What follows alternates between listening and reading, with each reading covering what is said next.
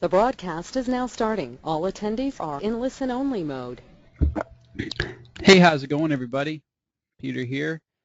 Can you just go ahead and type yes if you can hear me in the question box? Cool. All right. Seems like we're up and running.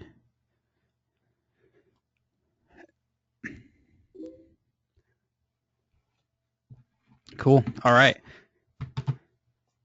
Nice to see everyone tonight. Glad to see you can make it. I'm going to start tonight off a little bit differently, and I just want to show you a couple things we added to the members area, just in case you missed it. The first thing you'll notice is a new members welcome video. I just shot that last night.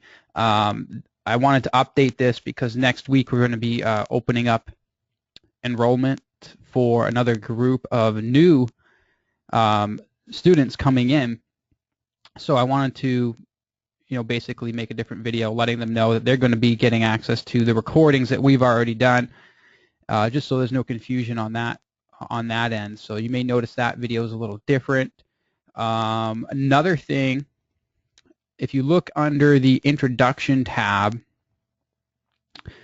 I also added this other video. This is more for the next group of people, just telling them how to get feedback from me.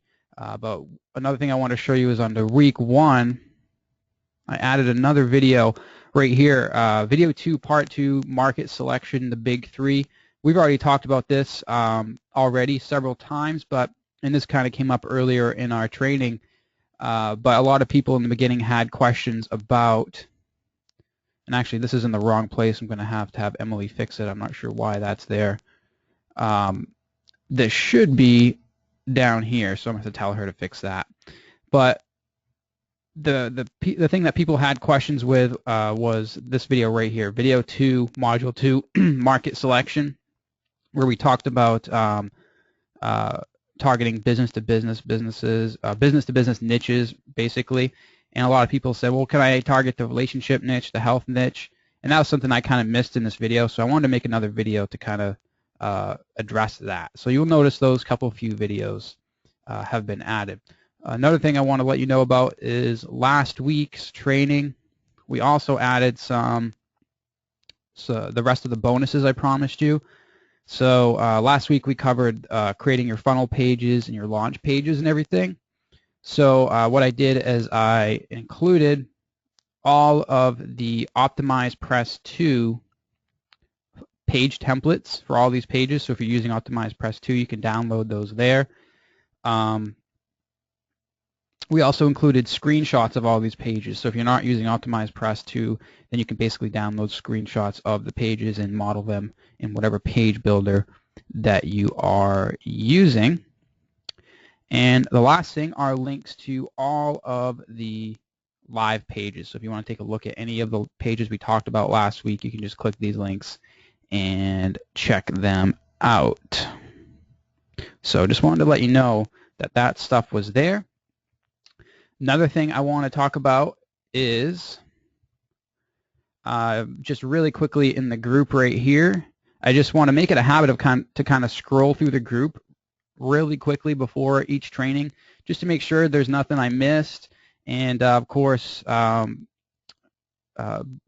put focus on anyone who posts their progress in the group, because I want to make it kind of I want to give you guys a reason to post your progress, and I guess by calling you out here, I think that's a good way to do that. And I want to give anyone credit who posts their progress in the group. So I just wanted to scroll through here and see. Steven said he had trouble earlier downloading the OP2 templates we just talked about. If anyone else has issues with that, just go ahead and email Emily, and she should be able to help you out with that. Emily at videorevolver.com.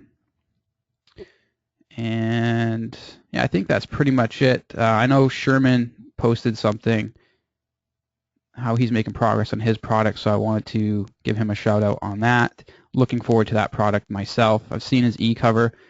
He sent it to me. I think it looks really great, so I'm looking forward to that. And of course, Tyrus's e-cover. that he posted last week.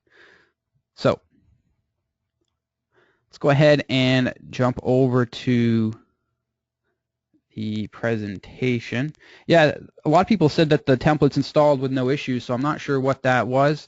Stephen, if you're still having issues, feel free to hit us up at or hit Emily up at emily@videorevolver.com, or go to the support desk and she should be able to help you out with that.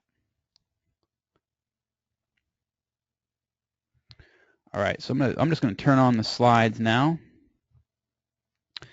So of course this is week 9, and this is all about pre-launch traffic generation and building buzz for your launch. So this is where it all starts to come to life.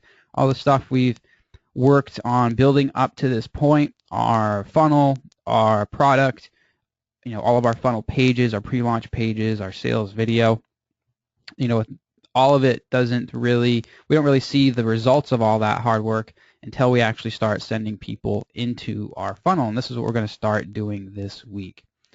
And of course, all of you know, I'm pretty sure, how to participate in the training, but we just cover it because this may be someone's first time. If you have any questions for me, you can go ahead and type in the questions box on your GoToWebinar control panel, and I will see your question there. You can also just raise your hand at the end of the training if you want to speak to the group and to me directly. Just make sure your mic is on for that. Again, there's a little yellow raise hand icon that you can click on your panel, and that will tell me that you want me to turn your mic on. And as usual, the replay of this training will be up within 24 hours. So last week we covered the funnel pages that you need to create for your launch. We talked about the squeeze page. We looked at a few different examples that have worked and for me, and I showed you my best converting or highest converting squeeze page template. So and again, we've included links to all this in the bonus area of last week's training, templates and all that stuff. We talked about the pre-launch pages. I showed you the pre-launch pages for my Video Script Genius product and all the different important elements on those pages. And then, of course, we talked about the sales page, how to take the sales video and actually use that sales video that we created in the previous week to create our sales page. And I showed you the Video Ad Rival sales page as the example there. And of course, the upsell and downsell and thank you pages. Showed you all the different elements you should have on those, and basically my whole strategy behind all of my upsell pages and all the key elements you should have and all that stuff. So if you missed last week's training, make sure you watch that replay. It was a very important week. And of course, check the members area for your bonuses. So tonight's schedule is going to go like this. We're going to take one last update on the Video Ad Rival launch. As you know, we're a week. It's a week after that launch now. So now I just want to show you kind of the aftermath of it. What are my future plans for the launch and all that stuff. And then we're going to start getting into building building buzz for your pre-launch.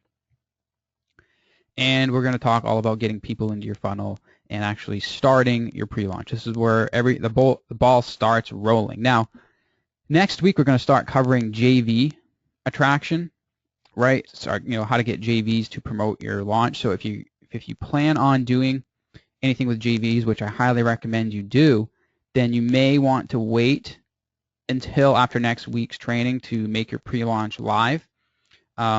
But you can still set up everything we're going to talk about today. It's totally up to you if you want to. If you're ready to, go live this week, then feel free if you feel comfortable.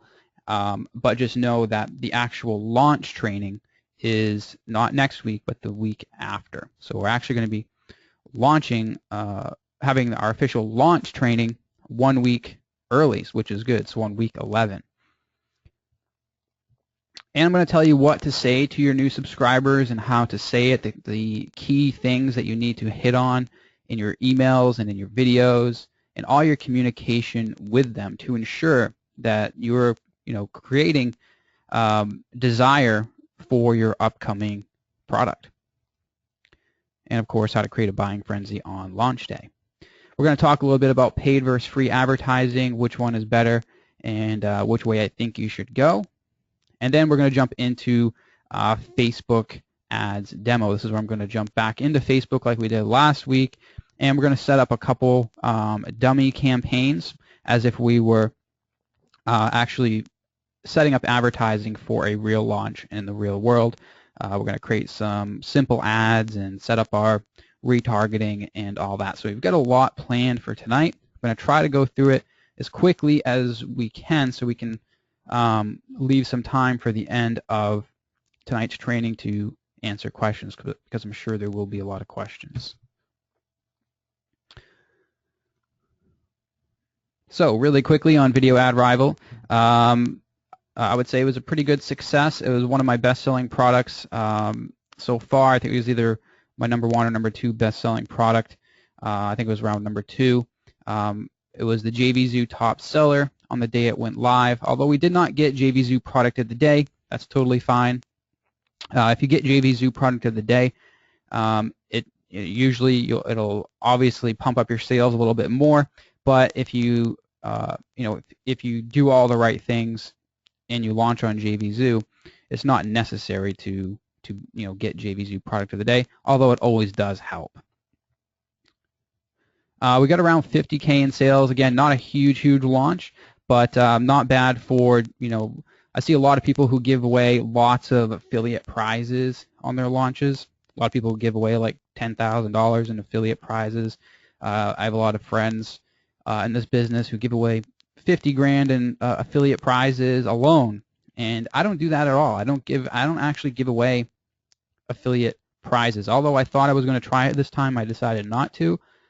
But I'm happy with that number because my launches, I don't just do it for the revenue. I do it for, of course, to make money, but I also do it to get leads in my business, and I have a back-end marketing plan. So to me, I'm happy with that number. I get to keep around half of that, so about 50% of that goes to affiliates and all that. So I'm happy with that. Around 1,300 sales, about 1,000 new subscribers, not counting people who purchased who are already on my list to begin with.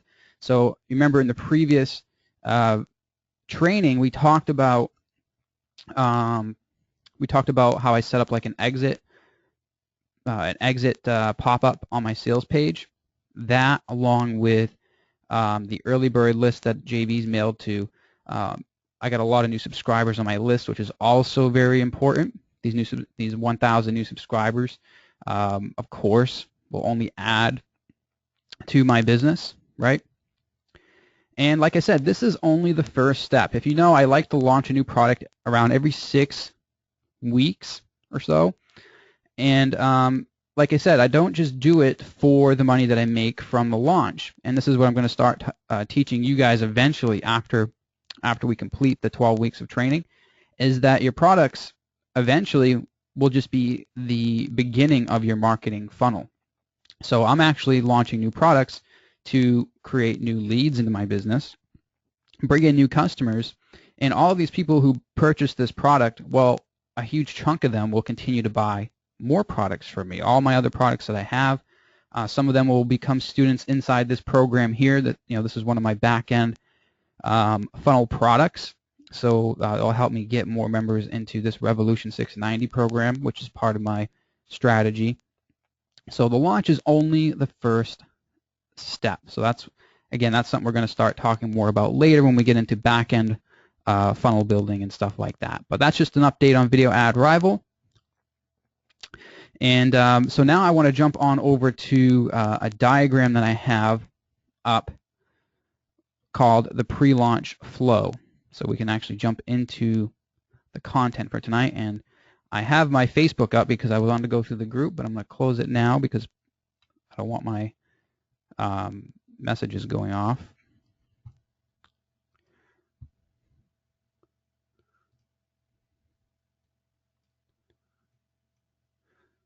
So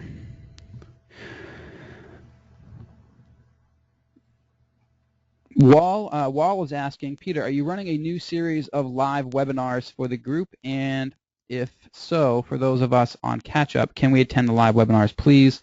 And also the recordings of Series 2 if we're unable to attend live. Thanks. What we're actually going to be doing, like I said, next week I'm going to be opening up registration for this Revolution 690 program to a new group of people. But for you, things are not going to change at all. We're going to keep continuing, right? We're not going to go back in time and reshoot week 1 or week 2 or week 3.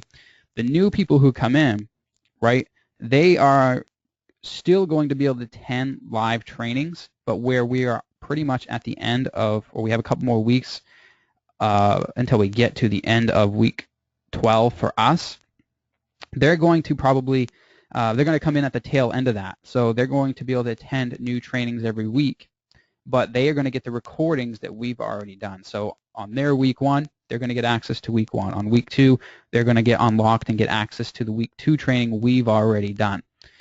And on top of that, they're still going to get access to the future recordings, the future live trainings that we continue to have every week. So we're not actually going back in time at all. We're going to keep moving forward with the 12-week curriculum.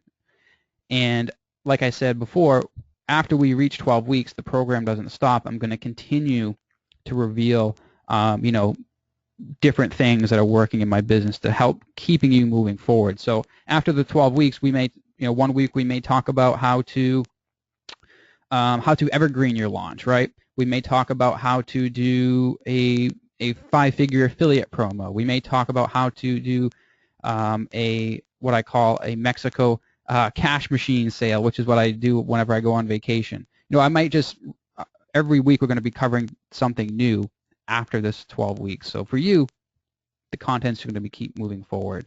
For them, they're going to get the recordings. I hope that makes sense. All right. I see a couple other questions about other stuff. I'm going to save those until the end because I don't want to go too far off topic here.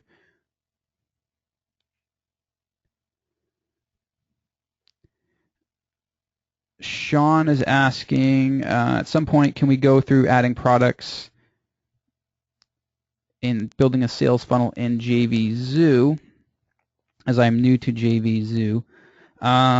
Did we cover that last week or the week before? I think we covered that the week before, creating products in JVZoo. Let me see here. Yeah, if there's something specific you want me to cover on that we didn't already cover, feel free to email me, and then that will give me more content ideas for after this 12 weeks. So we could, get into, like I said, that's what these future trainings are for, to continue to cover other various aspects of this business. So if there's something specific that you want me to cover, feel free to email me, and then I'll put that in my content vault, if you will, and then that will give me ideas for future trainings. All right, so let's go ahead and jump right into this. So what you're looking at right now is a funnel, one of the funnels from my Rapid Video Funnels product, and this is I called it the Launch Creeper.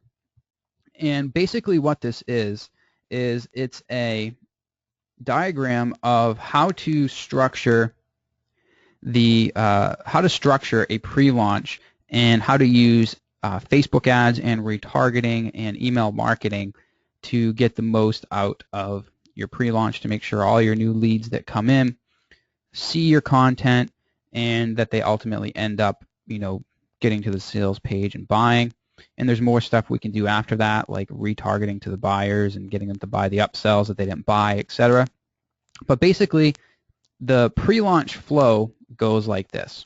So we set up a Facebook ad that is advertising our free giveaway. Now that could be the free video that we created, the free report, whatever free thing that you created in this program. That's what we're going to be advertising here. So let's say you were in, you're doing a product on, I don't know, SEO, all right, and maybe your free giveaway is a report on the 10 most profitable SEO niches, right?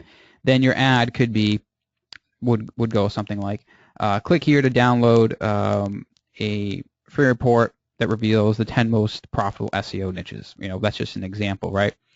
So the ad would be advertising your free thing, and of course you'd be showing that ad to targeted people on Facebook, which we're going to talk about soon here. They would click that ad. It would go to a squeeze page where, again, it would basically be the headline of the ad restated on the squeeze page. It would say the 10 most profitable SEO niches revealed, or whatever it is. Click here to or enter your email below to download now, right? So they'd enter their email, they'd click get instant access like we talked about last week, and as soon as they click that button on the squeeze page, they would be instantly redirected to the first video in your pre-launch sequence.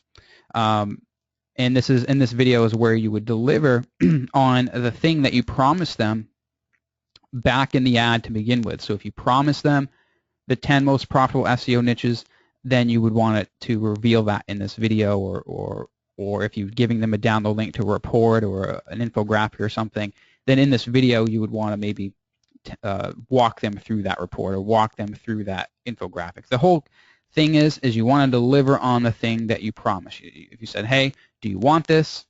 Enter your email here to get this, and when they get here, you want to say, okay, here it is, like I promised, right? You want to show them that you are a person of your word. You're not trying to promise them something and give them something else, right? You want to deliver it to them. Okay, here's the thing I promised you, etc., etc., etc. And then this is where your whole pre-launch sequence starts. And we talked about this last week, so I'm not going to get into it too much more here because I don't want to duplicate the stuff we've been talking about. But basically, to sum it up, in video 1, you deliver on that promise, and then you use that to transition into another problem or related problem that they may have. And then you basically tell them how the solution to that next problem or whatever is coming up in the next video. You solve that problem, you create a new problem, you agitate on it, and you use that to transition into the introduction of your product. Again, we talked about this more last week, and I gave you access to Video Script Genius to help you construct these videos. So I don't want to get into it too much here, but basically that's the flow. So there may be 2 videos here, there may be 3 videos, and then when you actually launch, everyone is redirected to the sales page. So the whole idea with the Facebook ads, number 1, we have an ad here to get people to click into our squeeze page, right? And then we also want to have ads shown to people throughout this whole process, depending on how they interact with your pre-launch sequence. So that's what we're going to talk about today. And just to kind of sum it up, let's say that someone clicks your Facebook ad to go to your squeeze page, and they don't opt in. They click over, and for whatever reason, they don't opt in, right? And they just leave without entering their email. Well, what you want to do is you want to have a retargeting pixel on this squeeze page that allows Facebook to track that person. So Joe clicks this ad here. Joe goes to the squeeze page. Joe does not enter his email here. Joe leaves and goes back to Facebook and looks at funny cat photos for the rest of the night. Well, then you want to be able to show another ad to Joe that says, hey, did you still want this, this free video on the 10 most profitable SEO niches, or whatever it is, right? You want to keep him coming back to that squeeze page if he hasn't opted in. And the same goes down the line. Once Joe actually opts in and he lands on pre-launch video 1, right, you also want to be able to show him ads based on that, right? And same goes for video 2. If he watches video 1 but doesn't watch video 2, then again, you want to be able to remind him that video 2 is ready if he hasn't been there yet, right? And that's what I've kind of described here in this custom audience diagram.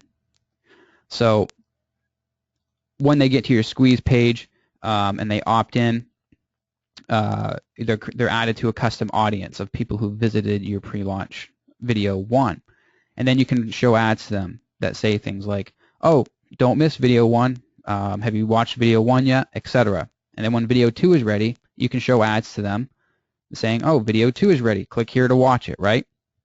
And the same goes down the line. Custom audience 2, once they visited pre-launch video 1, right? You know they've watched it. You can also show them ads based on that.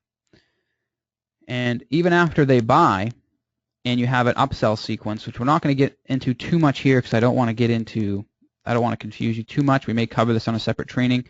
But after they buy, you can also show specific ads to them based on their purchase decisions. So, for example, if Joe buys your front-end product and then he buys upsell 1 but denies upsell 2, then you can actually show him ads for upsell 2, reminding him that he can purchase it or whatever. So there's ways to do that, and we can cover that on a separate training. I do that mostly with my emails. So I actually set up different lists in Aweber and follow-up campaigns that follow up with people based on what they purchase. So if someone didn't purchase a certain product, I have automated emails that go out and remind them to purchase. And we can go into that stuff in more detail on a separate training, but today I want to focus on the pre-launch.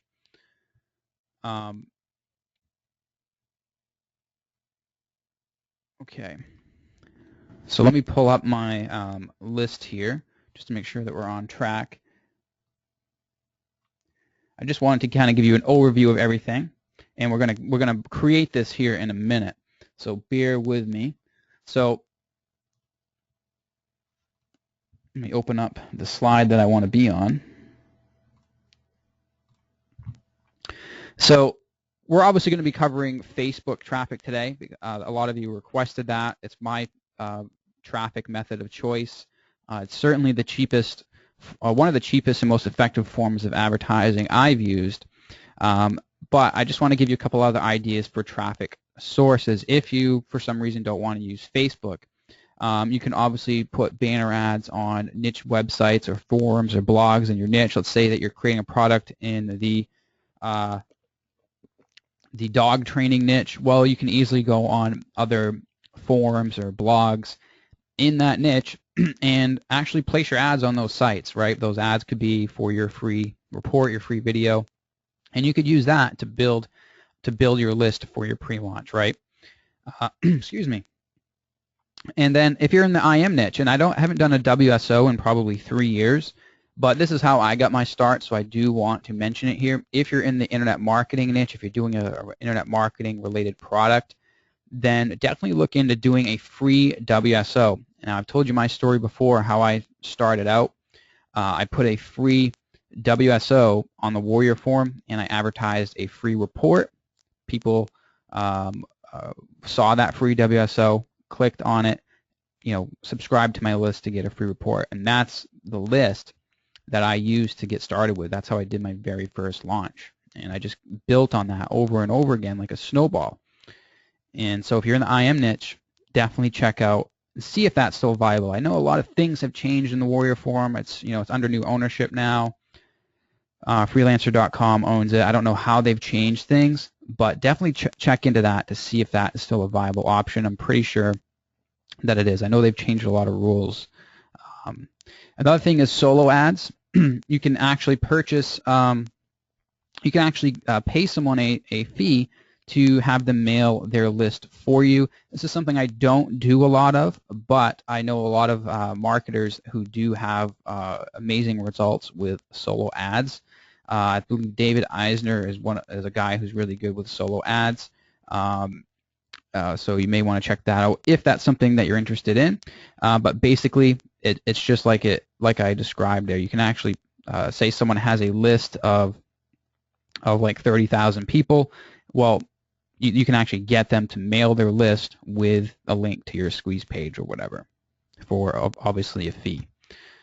And one of my other favorite forms of traffic, especially for launches, is joint venture traffic, which we are going to be covering in more detail next week. I wanted to have a separate week set aside for that because it is a topic in its own. But joint venture traffic should definitely be a part of your traffic strategy. I think you should have a combination of paid traffic from Facebook and joint venture traffic, and you should use those two together to to get people into your funnel. And then of course you got pay-per-click ads, PPC ads, such as YouTube video ads, Facebook, Google and stuff like that. But again, my choice is Facebook. Now, before we move on, a lot of people actually give up on pay-per-click ads. They try it out and then they end up giving up, saying, oh, this doesn't work or whatever.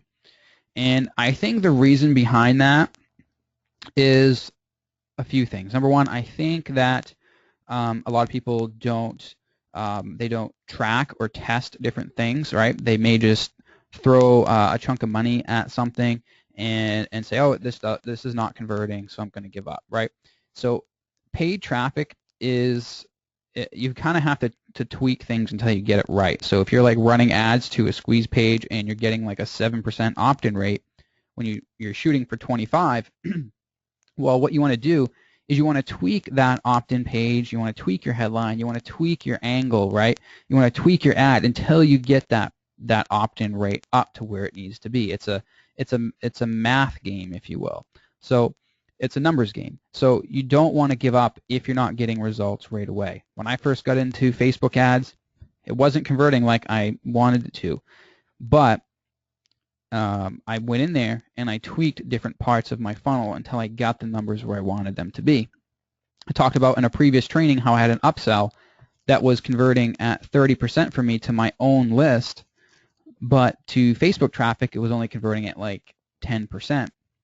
So I knew that I had to tweak that upsell page, and I did a few different things, and it ended up meaning a huge difference in my conversion rate. So it's a numbers game. If something's not working, you have to find the breaking point and fix it until you get it right, right?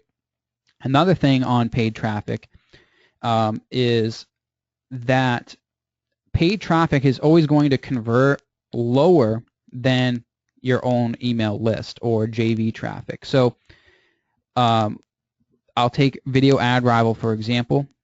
We did, the launch last week. I think the sales page, I haven't checked it in a couple of days, but I think it converted. It started converting around 30%, right, when it first started, when all my customers were hitting it and buying, and my close JVs were promoting it. It was getting a 30% conversion rate, which is really high, and that's because those people know me already, right? They know my products. They've most likely purchased my products before, so I'm going to get a higher conversion rate from them. But if I sent cold traffic to that page, right, like from Facebook ads, people who don't know me, I'm going to get a much lower conversion rate because they don't know me. So that's why we are doing the pre-launch sequence, is because it's easier to give something away for free than it is to sell something to a complete stranger. So the pre-launch sequence is meant to create that list, but create that relationship and trust with them to obviously, it will increase the chance of them buying from me when you actually ask them to buy something. So don't expect huge conversions if you try to sell directly to people from paid traffic. It's not going to happen.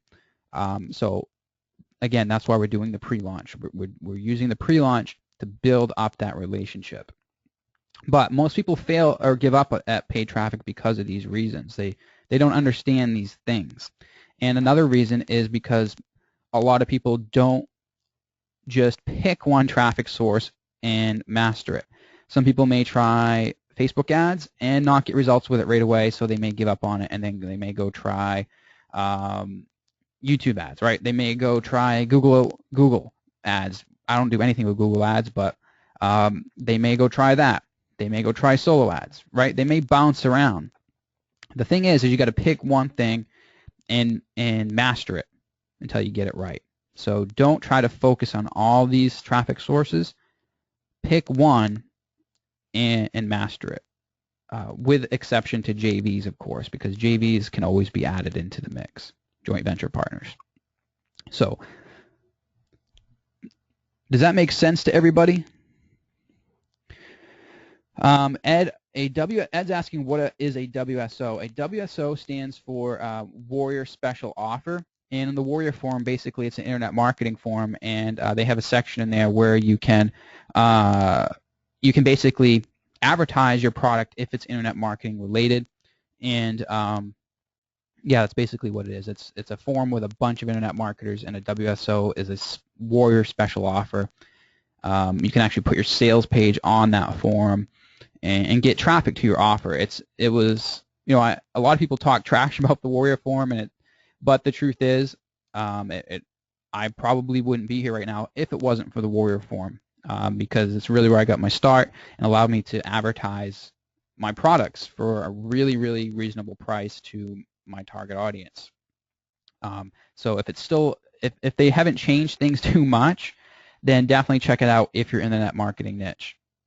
Again, they've been purchased by freelancer.com, so they had to change a few rules, but you know that traffic is still there. It's a massive traffic source.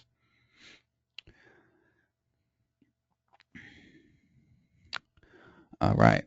So I want to talk quickly about paid versus free traffic, really, really quickly, because I know some of you watching this are going to be like, oh, I don't want to do paid traffic. I don't want to waste a bunch of money and not get results, etc. And that's understandable. I was afraid of paid traffic for years, and specifically Facebook ads. But once I got in there and started learning about it, it wasn't scary at all. But basically, one thing you need to notice is that whether you pay $100 for a Facebook ad today to get clicks today, or you go out there and you create a blog that you publish to on a weekly basis for 6 months to build up a following through SEO or whatever, both of those techniques cost you money. So a Facebook ad may cost you $100 today,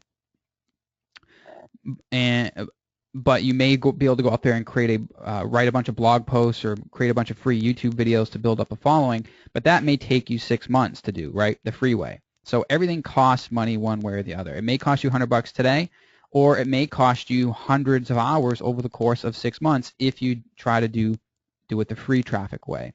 So that's one thing you need to notice, is that everything costs money, whether it's $100 today or hundreds of dollars or thousands of dollars in your own time based over several months if you try to do it the free way. So would you rather work endlessly for the next 6 months while not spending any advertising money, such as trying to create a following naturally by building a blog or publishing YouTube videos or doing a podcast, right? All of these forms of advertising, these free or quote-unquote free forms of advertising, are viable, right?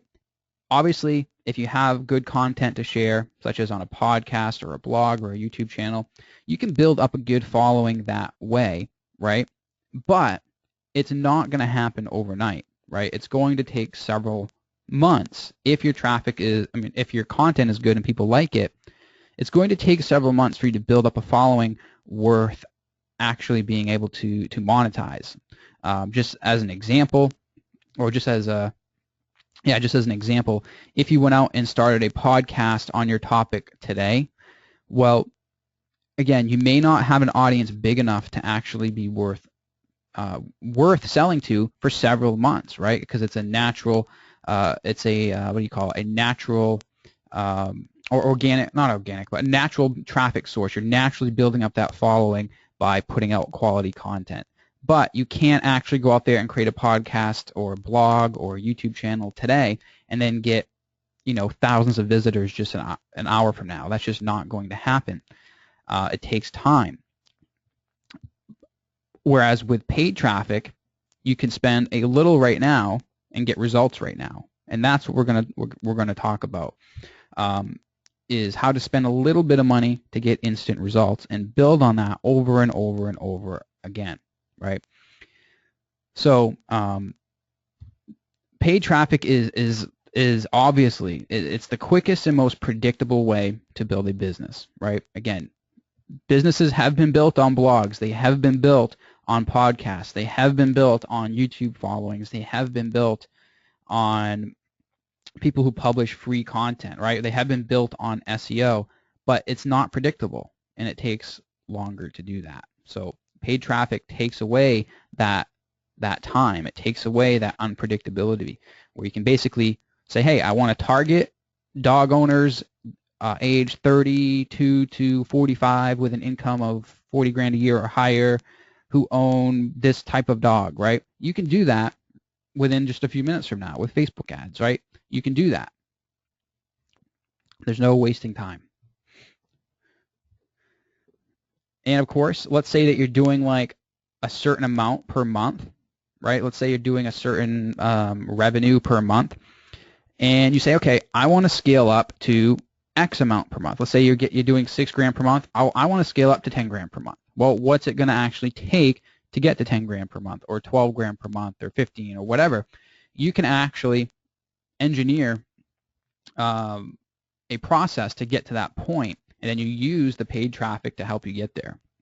So you say, okay, well, to make an extra 6 grand per month, or whatever the number is, well, I need this amount of more sales. Let's say it's 100 more sales, right? Okay, so what do I need to get to that 100 more sales? Well, I need this many more clicks.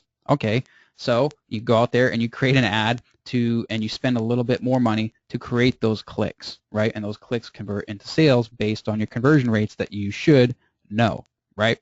So that's how it allows you to scale up super fast and whenever you want. Eventually, you will get to a point where you have an email list that is big enough where you don't need to be running ads whenever you launch something as heavily, right? In the beginning, I was running a lot more ads, like on the Warrior Forum, and as I learned Facebook ads and stuff, I was running more traffic, or I was running more ads. But I'm kind of in a place now where I'm happy with the size of my email list, and I don't need to run those ads right now to create results. I can email my list because that audience has already been built, and that's the ideal place where you want to be. So now we've already talked about how to use Facebook ads. I showed you the diagram already. So basically what we're going to do now is we're going to jump on over to the Facebook ads panel, and we're going to set up some ads, some dummy ads on how to drive traffic into our funnel. We're going to set up an ad for our squeeze page. We're going to set up a retargeting pixel on there. We're going to set up a retargeting pixel for the pre-launch page, et cetera, et cetera, et cetera. Now that's probably going to be a long process, so I'm going to take just a few minutes and answer any questions before we jump in there, just to make sure everyone is on track. So if you have any questions about anything we've covered so far, let me know, and I'm just going to take a few minutes to answer questions, and then we'll hop right into the Facebook ads panel. I'm just going to grab a drink here.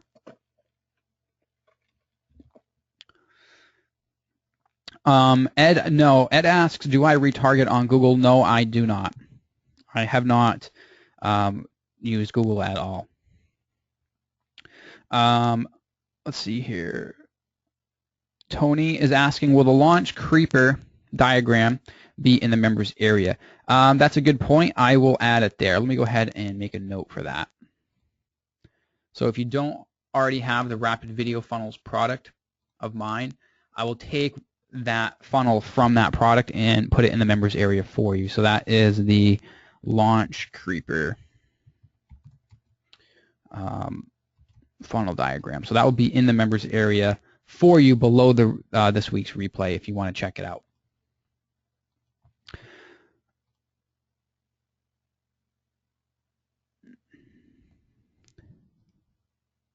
Tony says Facebook advertising is awesome.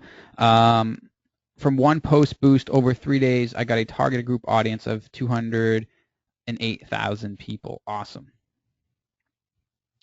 Yeah, and you can actually take, there's a thing in Facebook ads too, for those of you who don't know, and Tony, this may have been what you've done, but you can actually take your customer list. Let's say you have an email list of 10,000 people or even 500 people, whatever. You can actually take that list, and in Facebook ads, you can create a lookalike audience from it. So if you're you can actually create, go out there and grab people who are very similar to your customers already, allowing you to basically double your customer list. Sean says, I hear mastering the Facebook Power Editor is the way to go. Any comments? Yes, that's exactly what I used to create my ads, and that's what we're going to be using tonight is the Power Editor.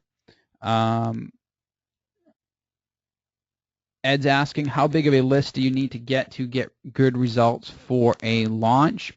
I started with around, I believe, around 75 to 100 subscribers, and as long as you have that funnel, and you have to work out your numbers first. This is kind of a question that you need to figure out on your own, because once you set your price points for your products, and you can kind of set the goals for your conversion rates. Let's say that your front end product cost, let's just say it's $47. You know it's going to convert at I don't know. Actually, you should get really high conversions on that if you're doing a pre-launch. You may even get conversions of up to 30 to 50%. But if you want to go low and say it will convert at 10%, right? Then you can basically reverse engineer how many people you need to get into that funnel, right? If you want to hit a certain number. So that's what I would recommend. I would recommend setting the prices for your products and then saying, okay, well, my front-end product should convert this amount. My first upsell should convert at least 20 to 30%, right? Second upsell should convert at this percent.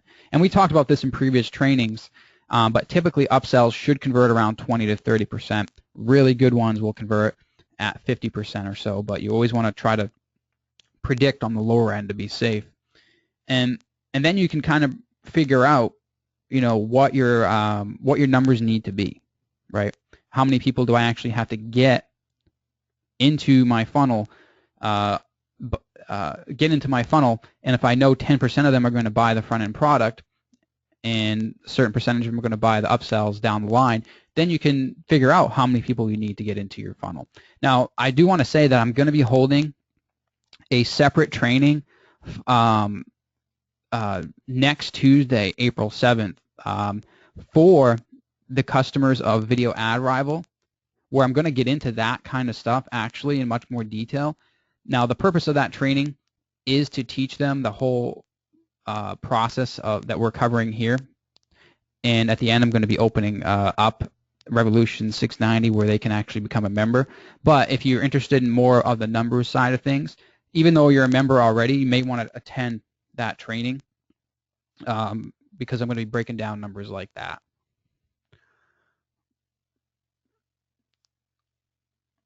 Okay. Jimmy says, what's an easy and effective way to find and contact what's an easy and effective way to find an email on niche website forum and blogs? Can you give example later on? What's the easy effective way to find contact? Are you talking about like how to find their contact email? Basically, what I've done in the past is you can actually do like a you can do like a DNS search on their domain name. That's a good place to start. You can go to, if you take any website and do a DNS search, or Whois search, not DNS, Whois search on any domain, and if it's, as long as they don't have it set to private, you can get the email address of the website owner. Usually doing just some simple research like that will get you some good data. You can do like a site search, right? You can do like a Google site semicolon, and then in quotes. I'll have to put this in the bonus section, but basically you can search their site for certain keywords, like you can search for emails. There's a whole bunch of different things you can do there.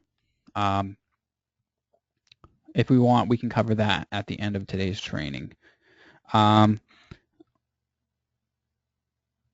see here. Are all the types of traffic sources that you listed are all or nearly all traffic sources? No, these are definitely not the only Whoops. These are not the only type of traffic sources that you can get, but they are the main ones that a lot of people use. Let me see here. PPC is a big one because you can simply pay per click, right, for your audience. It's one of the most predictable ways to get people into your funnel. Solo ads, these are kind of the big ones. I would definitely experiment with Facebook ads because the targeting is insane, right? You can target your perfect customer. I would also check on niche websites and forums or blogs that already have a following, right? And see what it would cost to run some ads, some banner ads on that site, or even what it would take for that website owner to email their subscriber list with a link to your squeeze page, right? In other words, get them to do a solo ad. That's where I would start. And then also JVs, which we'll cover next week.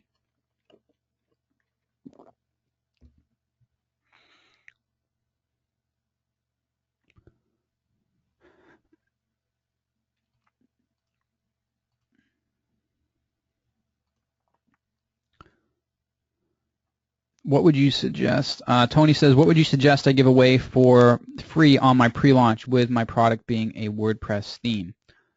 Well, you could give away a video, like say your theme makes it easy for people to create websites for local businesses, or allows them to create marketing websites quickly, or et cetera, a certain type of website. Well, you can create a free video teaching them the opportunities that are out there for, like, say if your theme makes it easy for them to create local business websites that they could sell to their clients. Let's just say that. Well, you could make a free video of the potential of money that there is to be made in selling websites to local businesses, right? Your free video could talk about the potential, how to get clients, how to turn it into a business, right? And then at the end of that video, you could say, oh, and then you could transition into a problem. The problem could be like, oh, well, obviously to do all this you have to learn programming and web design, etc. But if you have a WordPress theme that makes it easy, where you can kind of bypass all this, and then you can kind of transition into the introduction of your theme. That's how I would do it with a WordPress theme. Sell them on the idea behind the theme, and use the theme as kind of like a done for you solution that makes the process easier.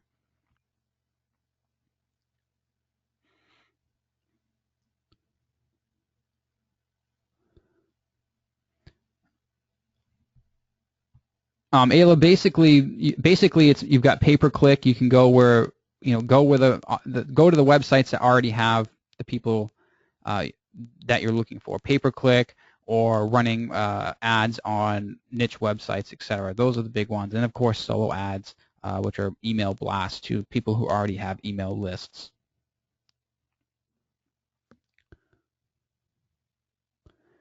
And then you've got free advertising, which we're not going to cover because it just is not predictable, and it takes time. It can be a part of your marketing plan, but it just takes more time.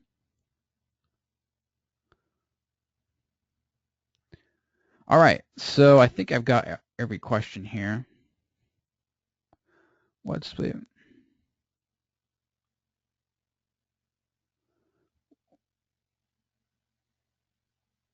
Sean, I'm not really sure I understand that.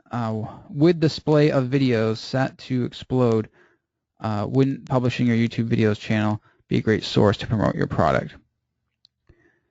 Yeah, I mean, YouTube's definitely a good place to build up a following, but it just takes time. It just, like, I've had a YouTube channel that I've had for 8 years, and it's just finally starting to pick up steam because of the content I'm publishing, but it's growing slowly every day. It's not like I can't predict when it's going to grow, though. I can't say, okay, tomorrow I'm going to get 1,000 people who watch my videos to click over to my website. Like, I can't do that because I just can't. There's no way for me to measure that.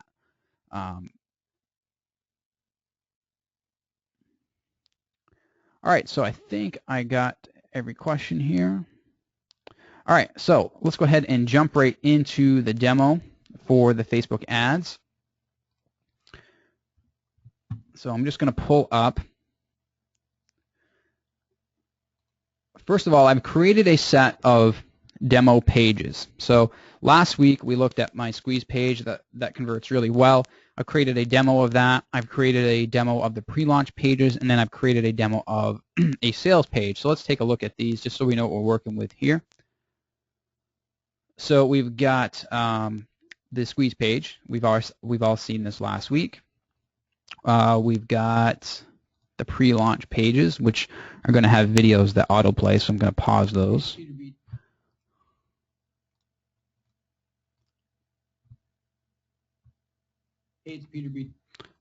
And then we've got the sales page.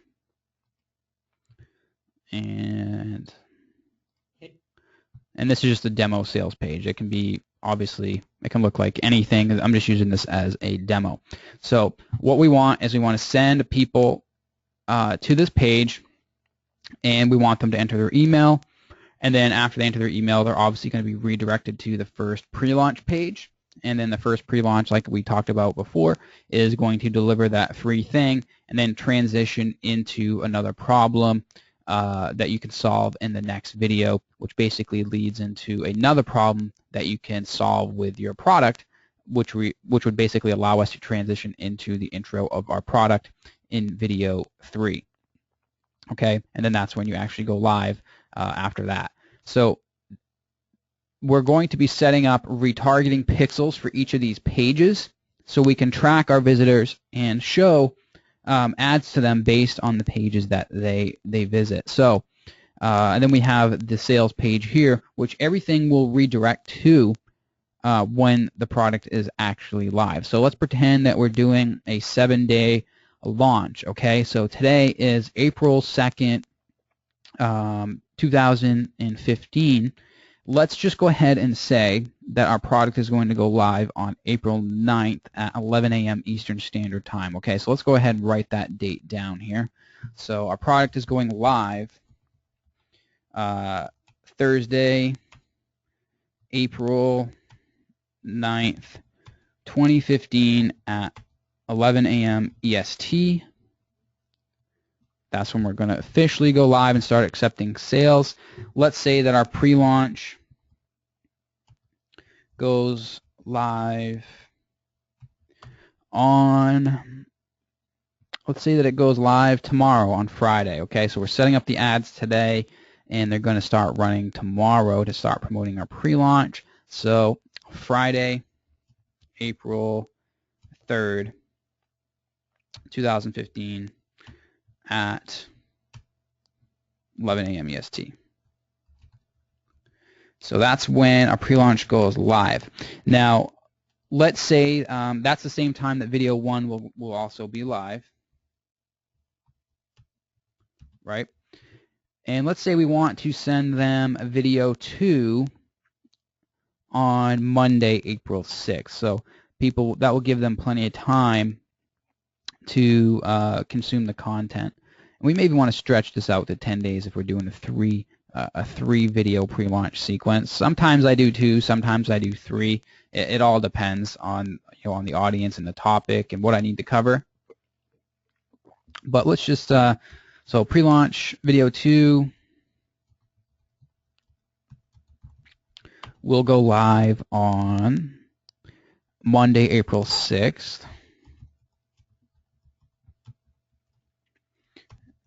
At 11 a.m. EST.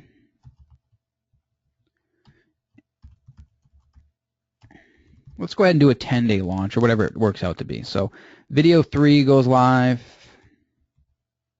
Sorry, I don't mean to confuse you. Let's go ahead and stick with 2 videos because that's what we have set up. I don't want to confuse things. So our launch is Thursday, April 9th at 11 a.m. EST. Our pre-launch is going to go live, and video 1 is going to be live for everyone to watch tomorrow, April 3rd at 11 a.m. EST. And then video 2 will be live on, let's change it again. Let's make it on Tuesday, April 7th. and I'll tell you why. So if we're doing a 2-video pre-launch sequence here, what I want to do is I want to give people enough time to watch video 1 and consume the content, because not everyone will watch it on the first day. Some people may opt in and watch it right away. Some people may watch it, opt in and say, oh, I'll watch this later. And they may watch it over the weekend or not. Some people may miss it altogether and may not watch it until Monday. So we want to leave that kind of time buffer there. And on Monday, people are still kind of getting back into work mode, so response may be a little bit lower anyways. So Tuesdays are usually the most responsive days for me when I do a launch. So I'm going to go ahead and leave Tuesday for video 2. This is where we can kind of email them and say, hey, video 2 is ready. Go here to watch it now. And let's just say we're also using this video to let them know about our product that's coming out and the launch date and all that. That gives us a 2-day window for those people to consume that video, and of course before we go live on Thursday the 9th. So this is kind of like a mini launch sequence. If we were doing 3 videos, well, I could probably set the launch date to April 14th, right? And then video 1 will still go live tomorrow. Video 2 would still go live on the 7th, but video 3 may go live on the 9th or the 10th, right? It all depends on how far you want your pre-launch to be. So that's what I would do there. And that's what we're going to set up our ads and our pre-launch pages based on. So we've got our pages created. We've got our squeeze page created. We've got our pre-launch pages created. We've got 2 pre-launch videos. We've got the dates when they're going to be going live. And we've got when the sales page is going to be going live. Now, all this stuff is live right now, right? We're just not showing it to people until it's actually time to make it live. So the pages are done. The first thing that we need to do is, of course, we need to create an ad to start sending people to our opt-in page, our squeeze page. So let's pretend we don't have any email subscribers at all, right? We don't have any. So we want to obviously get people opting in to get our free thing, and then getting them into our pre-launch sequence, making them excited, and selling them on our product that is to come. So we need to make an ad for this squeeze page. And let's just go ahead and go with this right here. This is the headline that I use on another product, but let's just go ahead and say we're giving away 3 video hacks or whatever, 3 bolt-on video hacks that pump up your conversions. Let's say that I give away those 3 bolt-on video hacks at the beginning of this video. Then I use that to transition into why it's important to know how to write a script for your video, why it's important for conversions, etc. And in video 2, I could kind of explain the importance of video scripts, and then I can go into how they're hard to write, right? How they take a lot of time to learn how to write. But then I can go into my product, saying, well, I've been writing video scripts for years. Then I would show them all the results I've had with my videos, and use that to transition into how I have a private collection of video scripts that I put together as a product, right? And then that would basically lead me into the intro of my product. So we want to have an ad to send people to this page, right? And like we talked about earlier, if they don't opt in, we want to have an ad that follows up with them, that sends them back to this page. All right.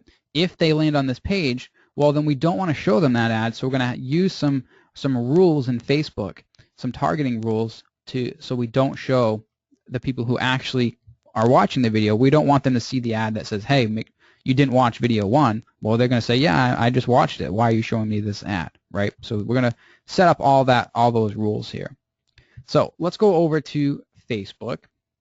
Now, we're going to be using the Power Editor, and to use the Power Editor, you have to be using Google Chrome, right? If you're using Internet Explorer or Firefox or Safari, whatever browser you're using, you definitely need to be using Google Chrome to use the Power Editor. All right.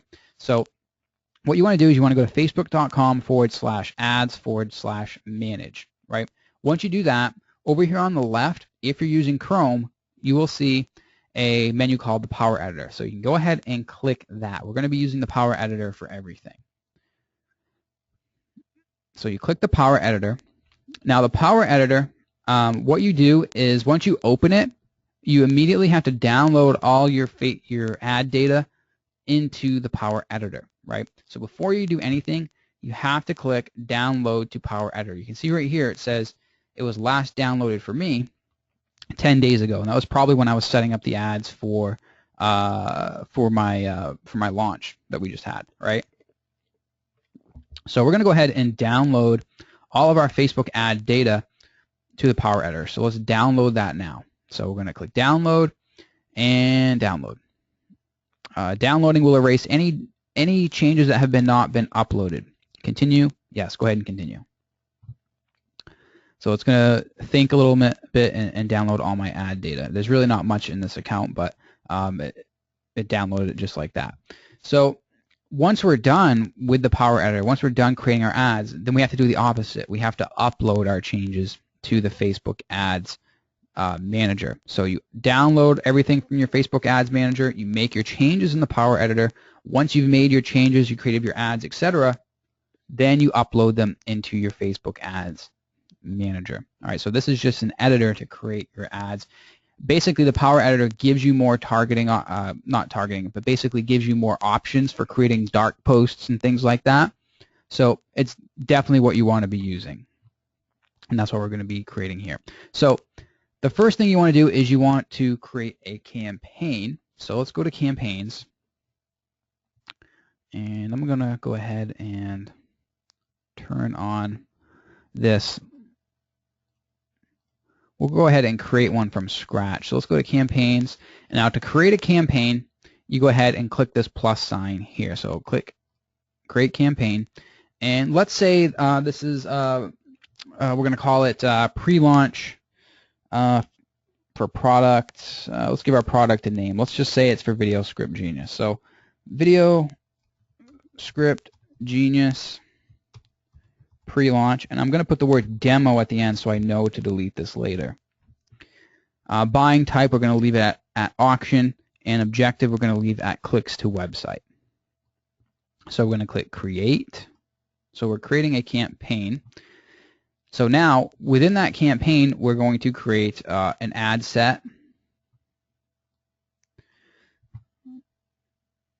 So I'm going to create an ad set, and then we're going to select the campaign that we just created. So we're going to start typing the name.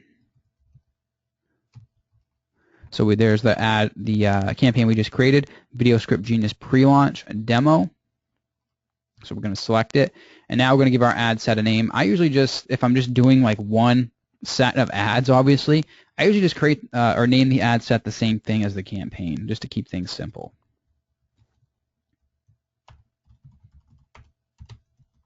Okay, so Video Script Genius Pre-Launch Demo. So create.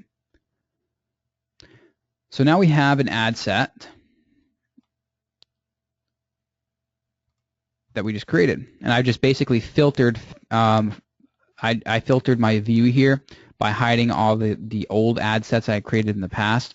Over here, you can filter by campaign, and I just filtered, recently changed, and that allows me to see the ad set I just created. So there's our ad set. So now within this ad set, we're going to create our individual ads. But before we do that, I want to start setting up some different things here. So let's start back at the campaign level. We don't need to change anything here. We've got it at auction and clicks to website. Ad sets, we can start setting our budget. So you can start as low as like $10 per day if you want to. It totally depends. Since we're doing a one-off launch, right, we may have a certain number that we want to spend, right? So let's say that we want to spend $100. Let's just say that. And let's say we want our ads to start tomorrow on our actual launch time, which we just set, so at 11 a.m.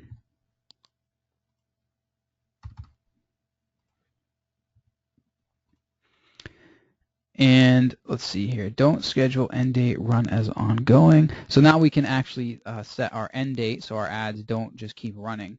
So we can set an end date here. So here is when we're actually, we're creating an ad for the pre-launch, for the squeeze page.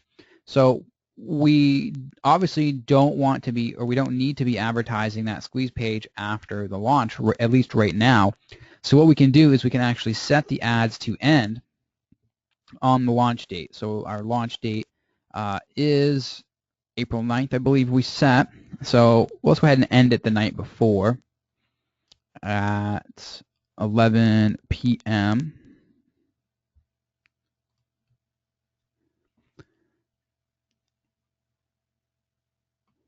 Now, as far as placement goes, I usually only like to run ads on desktop newsfeed and desktop right column.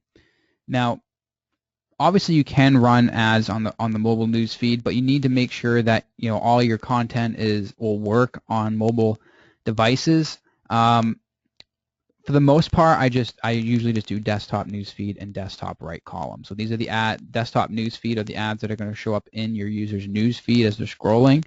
And then desktop right column are going to be obviously the ads that show up on the right column while they're on Facebook on their desktop. Okay. Audience, we're going to be we're going to be coming back to this in a minute here, but this is where we're going to actually be creating our custom audience and everything. So we're going to come back to this. So let's go down to optimization and pricing.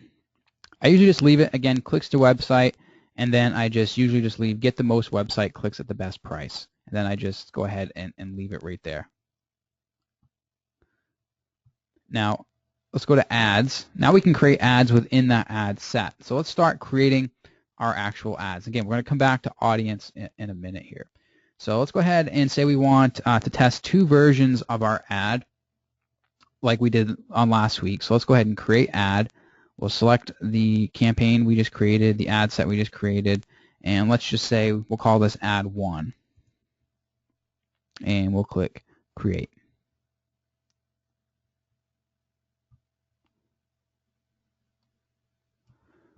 So it's been a long time since I've done this from scratch. I usually just duplicate my old campaigns and duplicate my old ads, so kind of refreshing my memory here as I go along. Facebook has changed a few different things, so if it takes me a minute to figure out something, that is why. So we've got objectives set. We've got, all right, so Facebook page. Now this is where you actually select the page that you want to associate this with. So, for example, this is going to be a video revolver product, so I want to select my video revolver page. Okay.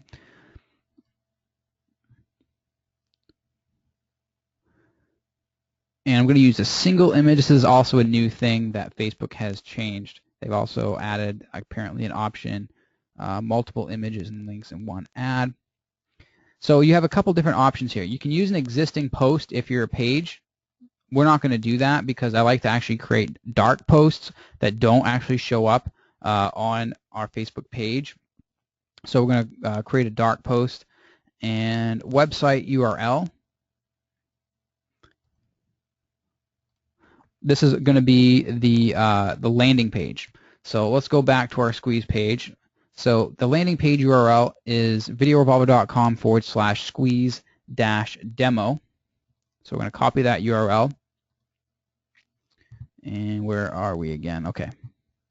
So this is the website URL that we want to promote, videorevolver.com/squeeze-demo. That's a link to the squeeze page. Now display URL, and you can see over here on the right as our ad's being built, it will start to display here. So we've already put the website link in there, and it's starting to pull data from that page and making our headlines. We're going to change that in a minute because we obviously don't want that headline to say what the title of our page. So display URL. This is optional, but basically it's what you want to display here. So that's currently displaying as videorevolver.com, so we're going to leave it. But if we wanted to, we could make it say whatever we want. We could make it say revolution690.com, right? And you see over here on the right, it updates. I would always recommend using the domain that you're using, okay, just to kind of create consistency. Now text, this is what the ad's actually going to say. So let's go ahead and write a quick little blurb here. So let's say click here to what's our headline again? 3 bolt-on video hacks. So we can basically kind of summarize what our headline says, again, just to create consistency. So, hey, are your videos not converting?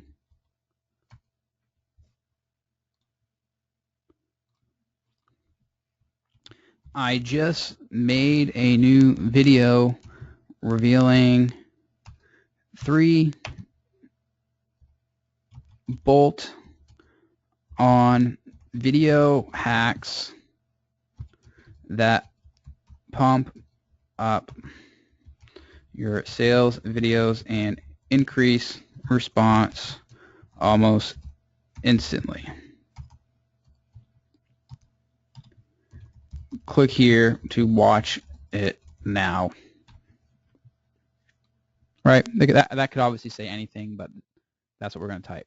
So that's going to show up in their Facebook newsfeed just like that. It's going to look like a post from my fan page, videorevolver.com, and then it's going to say that little blurb right there. Now the headline is what's going to replace what's here. So the headline, I usually like to make the call to action or the thing that they're getting. So free video, 3 bolt-on video hacks. Then you can see it updates there. Then you can also put a newsfeed link description. That would basically be what displays before your URL, your display URL here. So this, I usually like to make a quick summary of what my website's about, just kind of a quick summary, so they just give a little bit more details on what they're clicking over to. So I could go to my about page or something and pull something, but I'll just make something really quick. I'll just say this free video reveals 3 ways you can get more sales, leads, and conversions from your most critical marketing videos. Again, this is probably not what I would say. I'm just kind of making this up as we go, but you get the point. So the next part is the image. So this is probably one of the most important parts of your ad, because Facebook is very it's kind of everything's driven by images on Facebook, right? The posts with the posts with images get the most views, right? So you want to have an image that kind of draws them in, and also creates that first piece of consistency, right? I know some people use like images of women in bathing suits to grab attention. Some people will use shocking images or whatever. The whole thing is that it's okay to use images like that grab attention, but I always like to tie it back into what they're actually getting, again, to create that consistency, right? You don't want to, for example, you can use a shocking image to get people to click your ad, but are you going to get, is that going to be targeted traffic? Are they just clicking your ad to see a girl in a bathing suit, or are they clicking your ad to get the 3 bolt-on video hacks, right? So again, you may get more clicks from a flashy image like that, but are those clicks going to actually convert into opt-ins and sales later on? So I always like to use an image related to what we're giving away. Now, I personally like to use images of myself in this business because my business is focused a lot around personal branding. Me as kind of like a personal brand. So if your business is focused on your personal brand, then you want to use images of yourself if you can. If you're trying to create that I guess you could say, I hate the word guru, but if you're trying to create that kind of guru image, or if you're trying to create that personal Oprah-like brand, then you want to use your images of yourself if you can do that. However, I know some people may not want to do that. So in that case, you could use an image of your product. If you're selling a WordPress theme, you could, maybe put a screenshot of it or whatever. So Or if you're targeting web designers, you could show an image of a web designer struggling, right? You could show an image of someone in your target demographic in this ad. Again, that goes back to 2 weeks ago when we were talking about creating a customer avatar. All that data is going to help you create stuff like this. That's why it's so important for you to create that customer avatar. So right now I'm just going to use an image of, I'll test an image of myself, and then I'll test an image of something else. How's that? So for Facebook ads, I'm pretty sure they used to tell you, yeah, okay. So the recommended size is 1200 by 628, okay? So what I usually do is I create a new document in Photoshop, and this is the ad that you saw last week that I created for Video Ad Rival. So I just use the same template over and over again to create my ad. So I have a template here. The image size is 1200 by 628. Again, just go File, New, 1200, 628. Whoops, 628. And you got the size that you need there. Let's say that I wanted to use an image of myself here. So I'm just going to go on my computer and grab one. Bear with me with a second. Avi's asking why I look for this. Avi's asking what is a dark post. So a dark post is basically a post that you can create in the Power Editor that we're creating right now that will appear as if it's a Facebook post from your fan page, right? It'll appear like that to people who you're showing your ad to, but it won't show on your fan page to your fans. So the benefits of that are obviously if you're creating an ad for something that you don't want all of your fans to see, say if some of them have your product already, then you don't have to show them that. So I'm just going to grab an image of myself here. Let's see if I can even find something.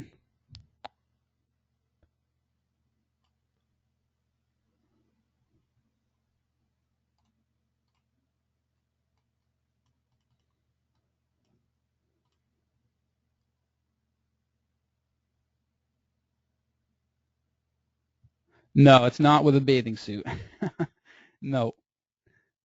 Although I did use a photo of when a trip we went to Mexico, and I used a picture, kind of a goofy picture with me and Emily on the beach. We were kind of being silly with those, what do they call those, Hawaiian leis, if you will. Some guy was like selling them.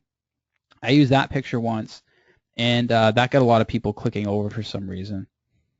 I always find that odd pictures like that will get the most clicks. Like a picture where you're smiling, right? Where you're smiling or showing kind of like your personal character, if you will, and also a picture where it kind of creates a little bit of curiosity. Those images will always get the most clicks.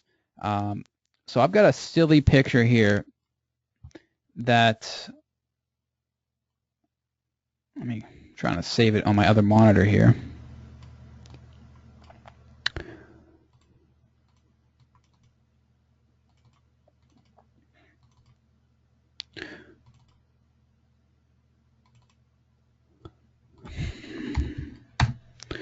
So I've got one picture there, and let's say I also wanted to use another silly picture.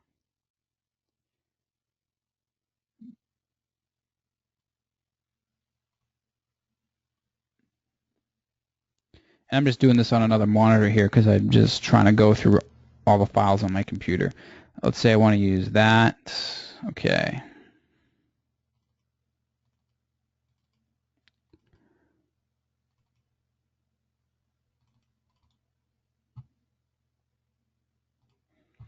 All right, so I've got a couple images here. Let's open those up.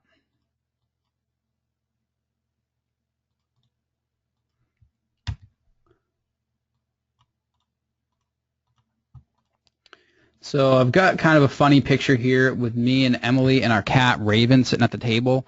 That may get some clicks just because it's kind of a funny picture, if you will.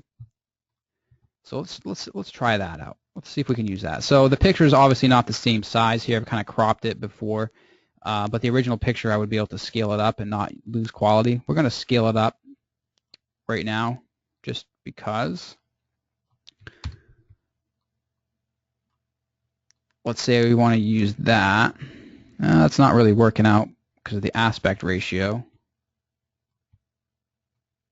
We could scale it down and fill in the sides.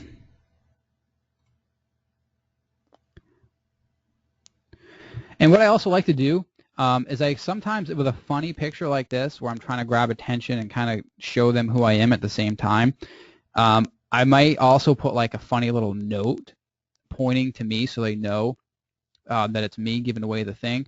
So if you remember back on the page here, or the ad that we're creating it from my page, so they kind of see a picture of me anyways. Even though it's a small picture, they may be able to relate that, hey, this is the guy running the ad, right? So this picture is kind of showing them like kind of like a personal side to me, I guess you could say. So it kind of creates that little it's starting the relationship building process, right? And I think the best way to build a relationship and a following is to show your personal side, because it shows people that you're a real person, if you will, right? You have, you can goof around, you can be. I just like to show who I am, basically. So they will see that the ad's being run by me here, and they may relate to, they may be able to relate that to the picture that it's me. But what I want to do is I want to put a little note here. Let's just say that I want to brand myself as a video marketing guru. Then I would put a note like this. I would say, and I've done this before on other ads, and it actually worked quite well. So I just put a piece of text there that says, "Dude is video ninja," right? Again, just kind of doing something a little silly, just to grab their attention, if you will. And again, I could go a total route with this if I wanted to and be totally serious, but really that's not who I am. So let's just say I want to put a little note like that. Add a little drop shadow to it so it stands out, and maybe I'll draw a little arrow going to myself so they know it's me I'm talking about.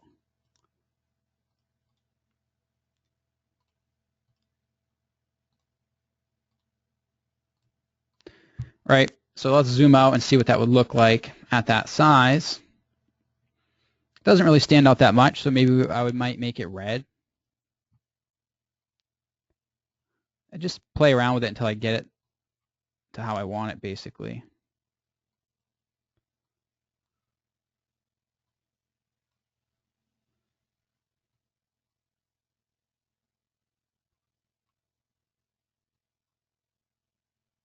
Blue looks kind of good, and I may add like kind of a background behind it so it stands out a little more.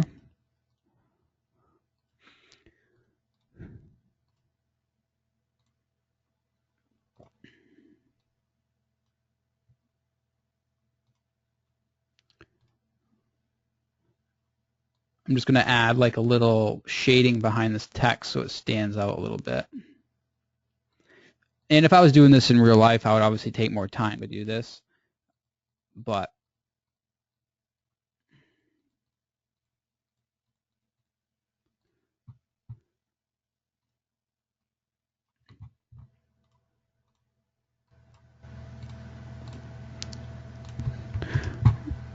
so that, it kind of looks, that makes it stand out a little bit more. And again, just for demo purposes, but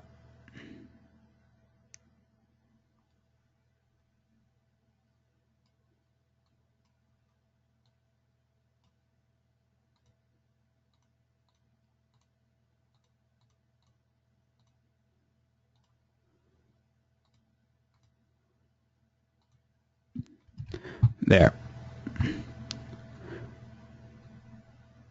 Actually, I don't like how that looks, so I'm going to change that really quickly. All right, let me change that. I'm just going to change the shape of this because I do not like how it looks right now.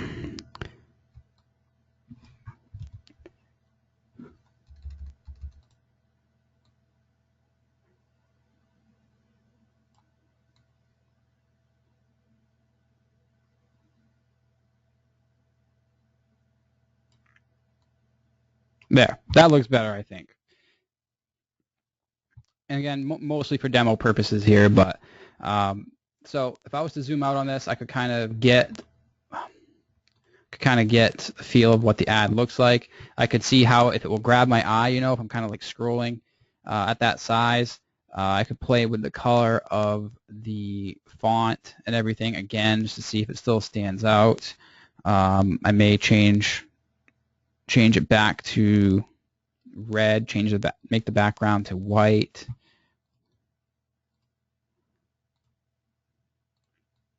Yeah, I just play around with it till I get it to where I want it, basically. Let's just go ahead and roll with that just for demo purposes. Let's just say we want to use this image, right? It creates a little bit, it's kind of funny. You've got the cat sitting there kind of looking off in the space. He looks kind of evil, and we're kind of just sitting there. It may grab attention, it may not. Again, we'll just have to test it, right? So let's say we want to roll with this ad. Now let's say we want to try something totally different. Let's say we want to try like an image related to our niche and see if that works better, right? Because you always want to be testing a few different things. So let's go to a stock photo site just to make this simple, right?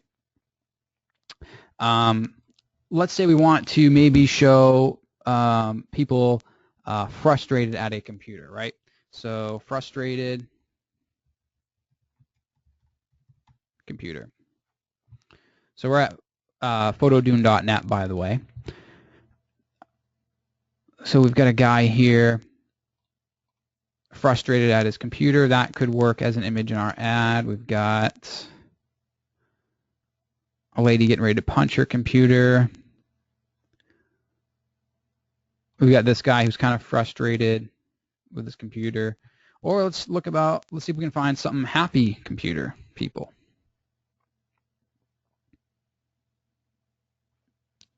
Right? I mean, any of these could work.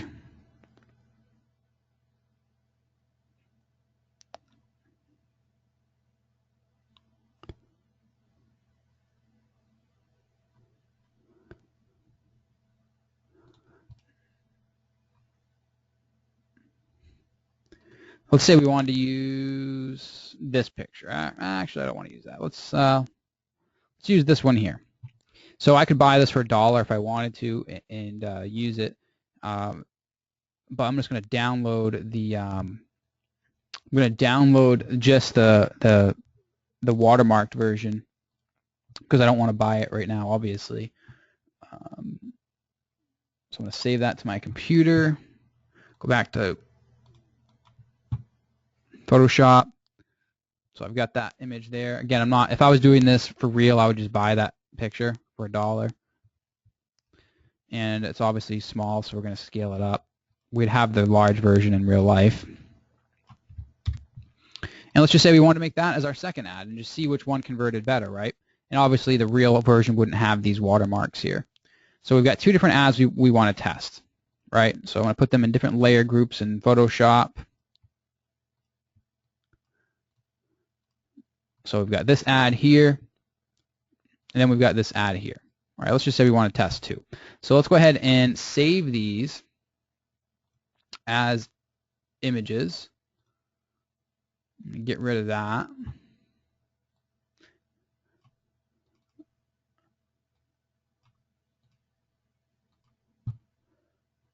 Let's see here.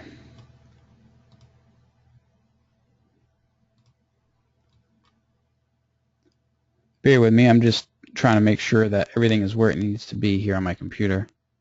All right, so file, save for web, and then you can save it as an image from here. So again, the ad size needs to be 1200 by 628, so we're going to save this as that. The image is a little bit pixelated because we scaled it up. In the real world, I would take the time to find the actual image file so that doesn't happen. So we're going to save, and I'm going to save this to this folder that I'm using for this training. So add 1 and add 2.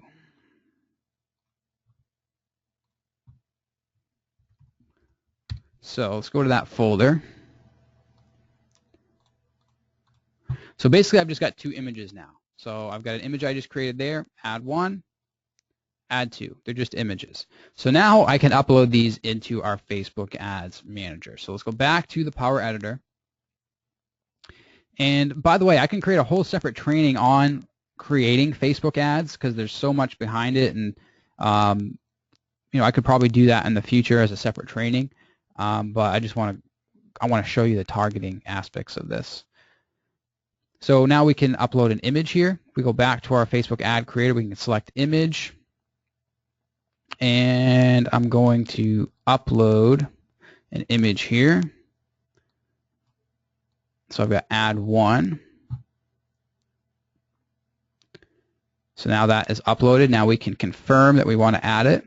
Another image that worked really well for me in the past on other ads, I'll go ahead and show you just for, this is the picture I was talking, well, this is one of them right here. This is an ad that I created for Instant Video Templates, my first product.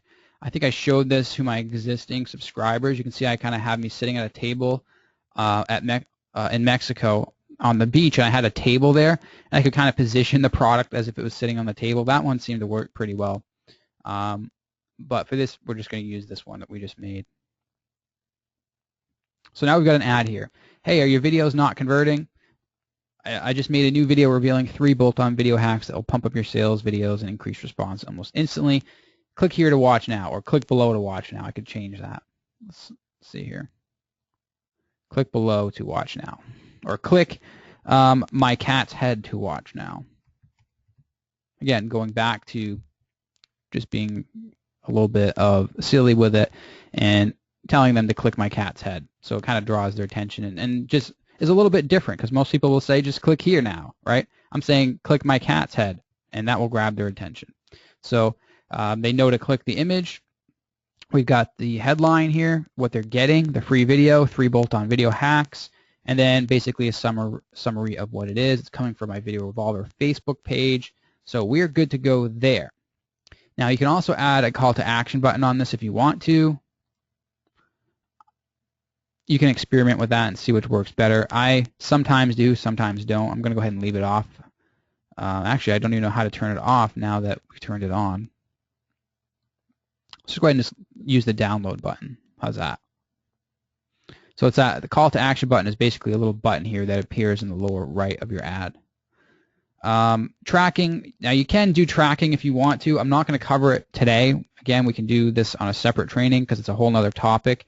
But if you want to track all this stuff and see what your ads are converting to, right, then you're going to want to track everything. But in this case, we're not even going to bother with it. We're just going to put the ads up. So let's go ahead and move on to the next ad. So here's one ad. So now what I do now to create ad 2 is I just duplicate it. So I select the ad. Over here I go to duplicate. So I'm creating the same ad. I'm going to rename it to ad 2. So ad 2 is where I'm going to change out the image to the other version, just to test. So I'll change image there, upload image, and I'm going to add the image of the guy at the computer. Let's say we want to use that. So there's our other ad. So we've got our 2 ads created, ad number 1, ad number 2. So now what's going to happen is when we run this campaign, Facebook is going to split up our traffic to these 2 ads automatically. And like we talked about last week, we'll be able to tell which one converts better, after some traffic is run to it. And you'll see, which one's getting a higher click-through rate, etc. And then if one ad is just totally bombing, like let's just say this one totally bombs, and for some reason they like the cat ad, then I will turn off the ad that's bombing and continue to run this one to get the most out of my ad spend. So before we get into targeting, does anyone have any questions about what we've covered so far? Because we're going to start getting into creating an audience and all that. Yes, Jesse. Yes. The replay should be up by tomorrow night. Okay. Okay, here. Oh, does anyone have any questions so far before we move on? Okay. Is there a reason for desktop, not mobile on Facebook? Yes, and I kind of mentioned this earlier. The reason is because if you're going to, it's okay to run mobile, but to do that, you want to make sure that your pages and your videos and everything are optimized for mobile viewers. I generally don't run ads to mobile. I just don't. Because I think of it this way. I don't remember the last time that I was on my phone and scrolling through Facebook, saw an ad, watched a video, an entire half-hour pre-launch video, and or even went to a sales page, scrolled through, watched a 20-minute sales video, and bought something. I personally have not done that, so I don't know what the response rate would be. I've never tested it. I generally just like to stick to desktop because if people are on a desktop, they're most likely in working mode, right? They're able to make purchases. They're able to watch 20-minute pre-launch videos, right? They may be at the computer doing something and they want a video to watch while they're working. On the phone, it may not be that way. They may just be on their phone checking their Facebook status, right?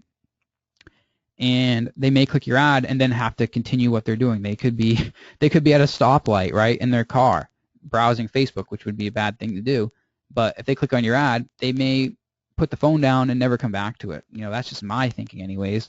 But you could experiment with mobile. Obviously, I'm sure some people are crushing it with mobile ads, but you have to start with making sure your pages and all your content is mobile optimized, and you have to build around that. So, short story, I like to use desktop for that reason.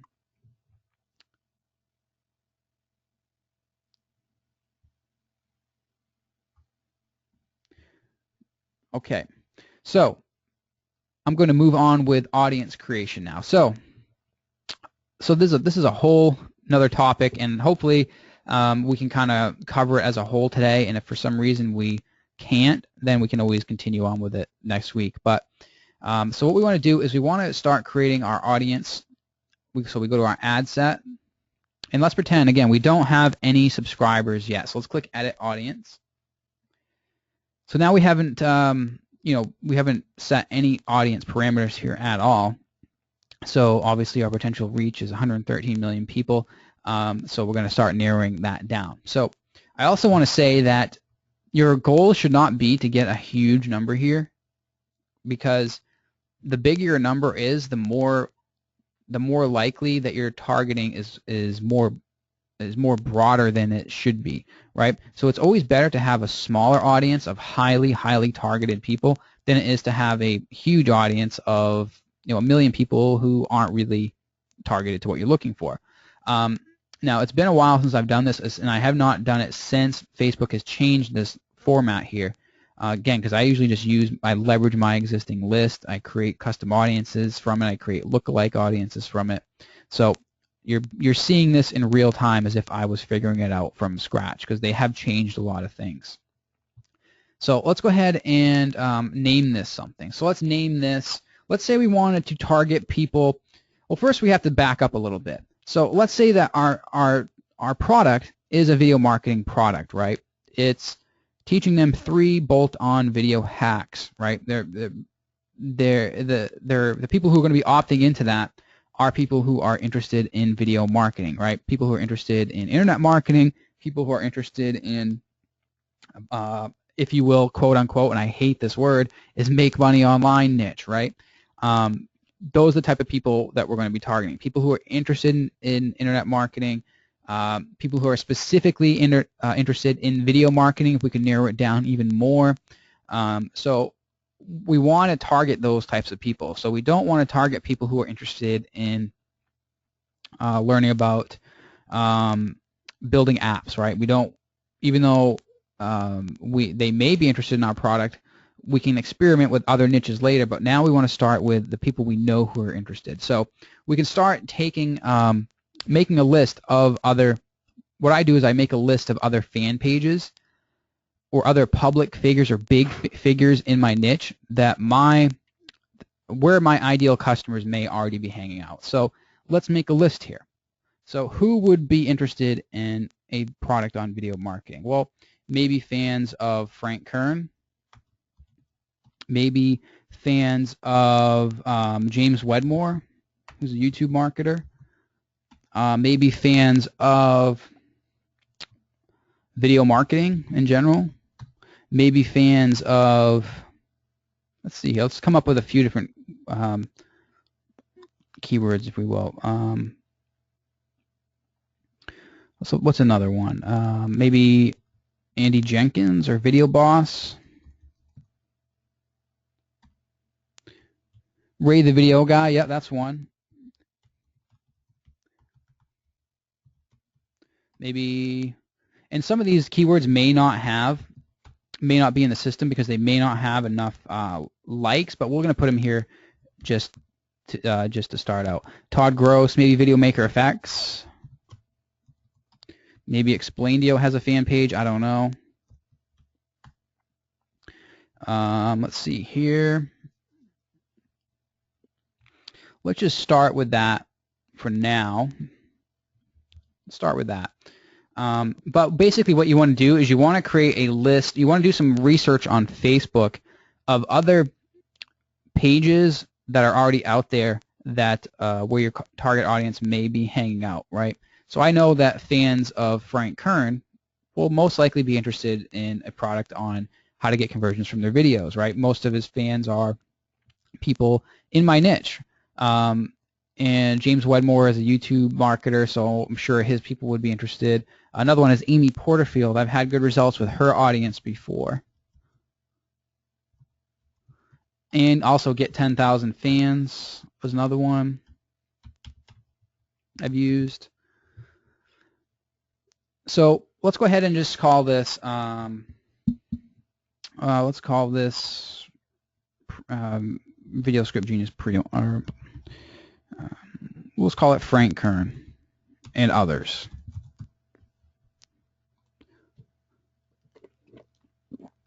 Now, when it comes to location, I like to do United States. I like to do Australia, Canada,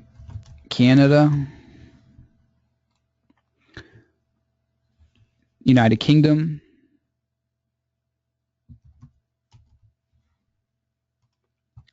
United States, Australia, Canada, United Kingdom. You know, the reason I do this is because I obviously I don't want my ads displaying in countries where the possibility of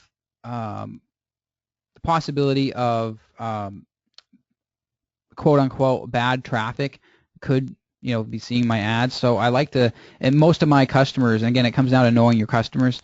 Most of my target customers and my ideal customers that I want to do business with are in the United States, Australia, Canada, United Kingdom, and there may be another one I'm forgetting, but let's just roll with that for now.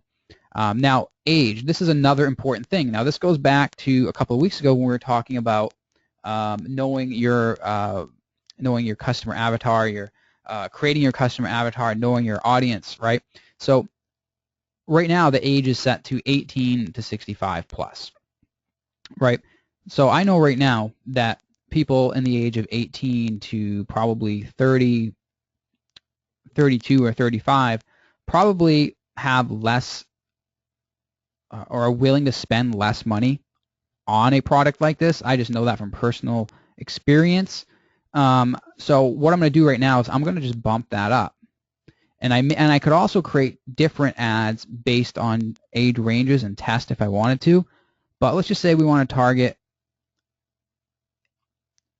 age at least 40 to 65 plus. Again, remember a couple weeks ago I told you that most of my audience is over the age of 55. So I know that this is the age range I want to be in. Even I could go higher if I wanted to.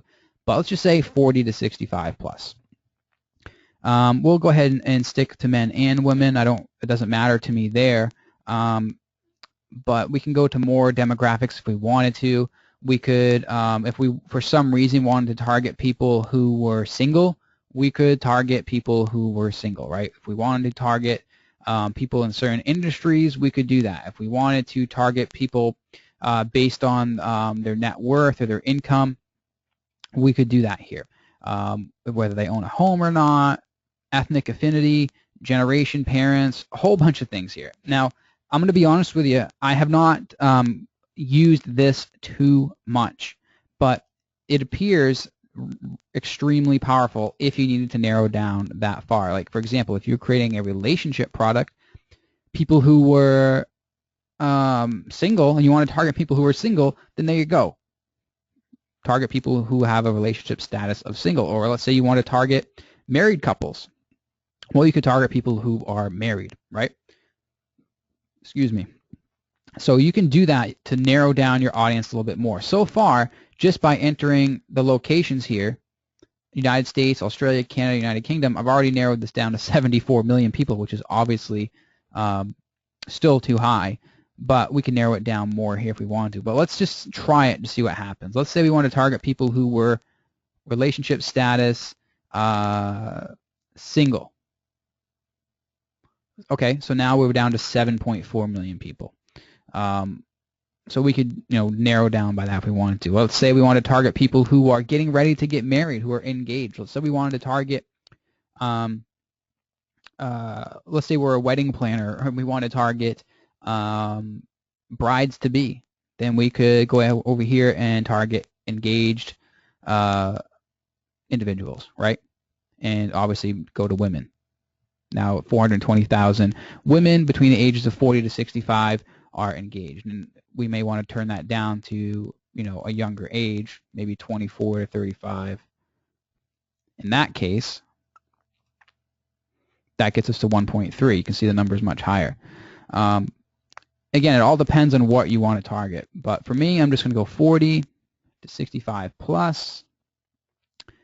Men or women, I don't care if they're engaged or not. I guess I could focus on things like net worth and income if I wanted to. Let's say I want to target a more affluent crowd. Let's say I wanted to target people who made at least 100 grand a year. I could do that. But I'm not going to do that now. Now, if you want to target people of your fan page, we're not going to do that right now. You can do that here. You can go to people who are connected to your fan page. You would type your page there if you wanted to. We're not going to do that. Again, we're trying to build a list from scratch. So over here under interests is what we're interested in next. So remember we made that keyword list?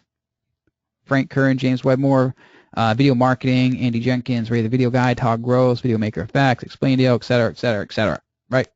So this is where we start entering in those interests. So let's see if we can find Frank Kern here. Frank Kern, there. Here we go. So that has narrowed us down to 420,000 people. Ryan Dice is another one. He's a good marketer. So let's say we want to target fans of Ryan Dice. Then we have all these different marketers here we can target. Eben Pagan, Mike Vilsame, Onyx Singal, Joel Comm, Trey Smith, Amy Porterfield, Perry Marshall, right? Find marketers who are really related to the niche we're trying to target. Smart Passive Income with Pat Flynn. And the list goes on and on. Let's see if we can just try to target. Let's see if Ray the Video Guy is here. Apparently, Ray the Video Guy is not there. Let's see Video Maker Effects. And some niches are just going to be too small, right, to appear here.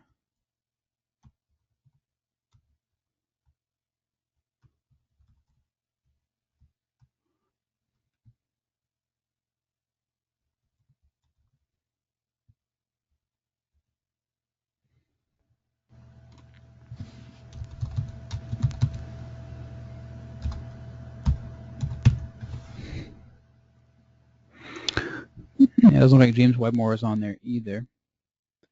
But we can actually start with this. We can start with Frank Kern and Ryan Dice. I mean, those are two.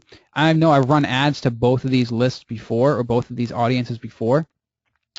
And they're both, for my niche, they're both, a prime audience to work with. Ryan Dice's people, for me, had actually a slightly higher conversion rate than the Frank Kern people. So I know these are both very good niches. So I would probably start there, and I could expand out more if I wanted to.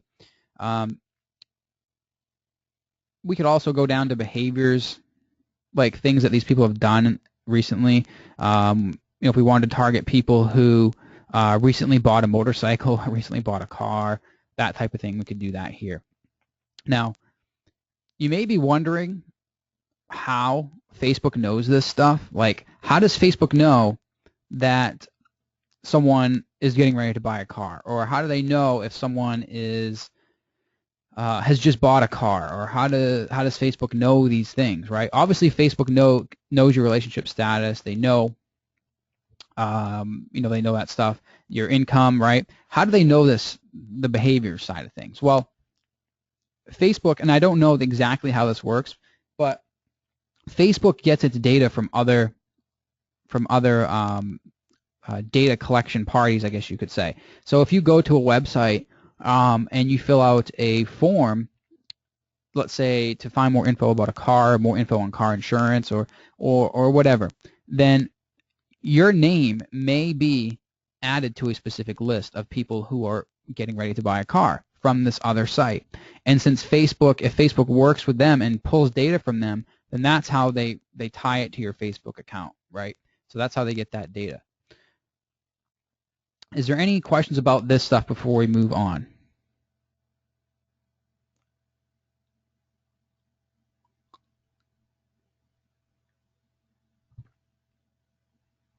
Next, we're going to start setting up the retargeting pixels, but this is just a really basic, audience creation and selecting a couple different keywords or interests, if you will, of things that people that we want to target, where that people may already be. Like, I know that people who are fans of Ryan Deiss, they may be interested in the product on learning how to get more conversions from their video, right? If you're targeting a niche in the dog walking niche or the dog training niche, same thing. You just need to do that research to figure out other public figures in that niche. Dog, if you're doing dog training advice, dog resources by eHow, dog trainer, obedience training, train dog, dog training. I mean, there's so many different keywords here for that niche. So it all comes down to knowing where your audience is. Yes, Jesse, the replay may not be up tonight, but it will be up by tomorrow. All right, so I'm going to keep rolling forward. So let's go ahead and save this audience. So our location, Australia, Canada, United Kingdom, United States. Interest, Frank Kern or Ryan Deiss. Age, 40 to 65 plus. And I think it was around 500,000 people.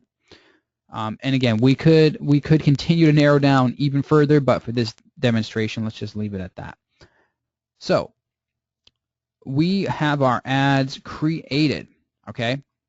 Now, this is the ad that's going to be driving people to the squeeze page. So all we would do now, we have everything created that we needed to. The only thing that we would do now is we would actually upload these changes to the Facebook ad editor. Now, I can't do that right now because if I did, then it's going to go into the queue for Facebook to approve these ads or deny them, and I don't want that to happen. I obviously don't want these ads to run, and I don't want Facebook, if there's something wrong with them, I don't want Facebook to deny them because I've never had an ad denied before.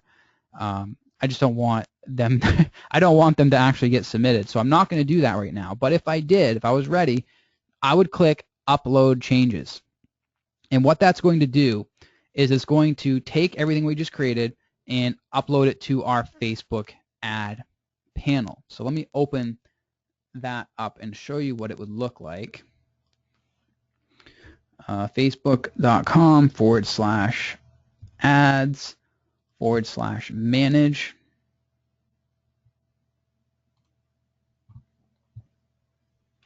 So what would happen in this case is that your ad would appear here under this list of ads, right? And it may show under review, and that would basically mean that Facebook is your ad's waiting to get reviewed by Facebook. And as long as they approve it, then your ad will automatically start running at the time you specified earlier. And when that happens, you usually get a notification up here saying that your ad has been approved or denied or whatever. Now, there's a few reasons why your ads may get denied. I personally have never had an ad denied. Knock on wood, it's never happened. But reasons that your ad may get denied is, maybe there's something wrong with the page you're sending them to. Maybe, I know they have a limit on how much text you can have on your ad. I believe it's around 20%. Your ad can only be made up of 20% of text, right? So if for some reason this text here was, you know, for some reason this big, that's over 20% of the ad, so they may deny that, right? If it was a picture that they didn't want people seeing, or nudity or something like that, the ad would obviously get denied. So there's various reasons why that may happen, but as soon as I click upload changes, it would submit to Facebook for review, and then they would appear here in the queue, and it would say under review, and then as soon as they're approved, it would say active, basically. I don't have any ads active right now, so that's why there's nothing there. Now, I want to go back to the audience, though. I want to start creating an audience, because if you remember back over here, we are showing ads to different people. So a lot of people are going to be clicking our ad that we just created. They're going to be going to the squeeze page and leaving. Actually, probably 75% of them will be leaving, because we're going to be getting a 25% opt-in rate, hopefully, right? So we want to create an ad to bring those people back, to say, hey, you didn't enter your email, or do you still want this, right? And it's all about getting the most out of our advertising spend, and this is part of that equation, bringing people back to that squeeze page that didn't opt in.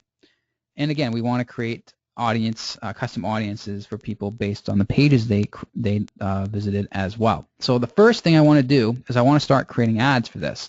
So I want to have an ad for people, or clicked ad but didn't opt in. There's one audience. Opted in, watched video 1, watched video 2. So those are 3 audiences that I want to create. So I want to put a pixel on the squeeze page. I want to put a pixel on video 1, and I want to put a pixel on video 2. So people who visit the squeeze page will get the targeting pixel on their browser, but if they don't actually enter their email, right, if they don't actually get the pixel that's on video 1, then I know that they haven't entered their email. So I can basically tell that based on the pages they visited. So someone may visit the squeeze page and get the tracking pixel on the squeeze page. That means they visited the squeeze page, but unless they actually get the pixel on video 1, then I know they actually haven't entered their email, because they haven't been to video 1, right? I hope that makes sense. Same with video 2. Someone may visit page video 1 and get a pixel, a retargeting pixel for video 1, but unless they get the retargeting pixel for video 2, then I know they haven't visited video 2 yet. So, I can make an ad that says, so these people have opted in, watched video 1. I could say, make an ad that says video 2 is ready, right? Opted in, watched video 1, but didn't watch video 2. For these people, I would say, hey, did you watch video 1? Right? You can see kind of where I'm going with this. Watched video 2. People who watch video 2, I may want to show an ad that says, hey, we're live, right? And in fact, I might want to show this ad to all people, but basically this is the ad that lets them know the product is live. So people who click the ad but didn't opt in would say, hey, did you still want this? Basically, something along those lines. And then once they opted in, watch video 1, that they would get that pixel put on their computer or their browser, so I know they watched it and they wouldn't be shown this ad anymore. So how does all this work? Well, basically, we'll go back to Facebook, and we're going to click on audiences. Okay, so we're going to go over here and we're going to click Create Audience, and we're going to create a custom audience. And this is kind of what we talked about a little bit last week, but we're going to create website traffic. And this is where we're going to start narrowing down our audience based on the pages they delivered. We know the pages because we have them created, right? Right here. 1, 2, 3, 4. 4 pages. So the first audience we're going to make is people who visited the squeeze page. Okay? So website traffic, we're going to change to people who visited specific web pages. Okay? But not others. Sorry, I wanted to select that one. So people visiting specific web pages, but not others. So include people who visit any web page that meets the following rules. The URL equals, and then we want to grab our squeeze page. Grab our squeeze page URL, paste it in there. Okay. Exclude people who visit any web page that meets the following rules. So in this time we're going to put the URL to our video 1. So we'll go to video 1 and we'll copy that URL and we'll paste it here. So this is basically saying create an audience out of people who visited the squeeze page but have not visited pre-launch video 1. Okay, so that means they visited the squeeze page but didn't opt in, because if they opted in, they'd automatically be redirected to pre-launch video 1. So now that audience is done. So we can name this visited. First, I'm going to put the words demo so I know to delete this later. Visited squeeze didn't opt in.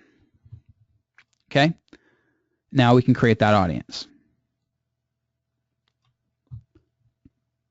Now these are pages I just created, so there's not going to be anybody on this audience, excuse me, unless there's more than 20 people on this training that go there and visit these pages now, but there's not going to be any people on these audiences because I just created these for demo purposes. So there's our first audience. Visited squeeze page, didn't opt in because they didn't see pre-launch video 1, right? So now let's create the next audience. Custom audience, website traffic. The next audience we want to create, people who opted in and watched video 1 but have not watched video 2. How's that? So people who visited specific web pages but not others. So URL equals, include people who visited any web page that meets the following rules. Well, that's going to be pre-launch video 1. But they have not watched video 2 yet. So we'll grab the URL for video 2. Paste that in there. And we'll name this. We'll say demo.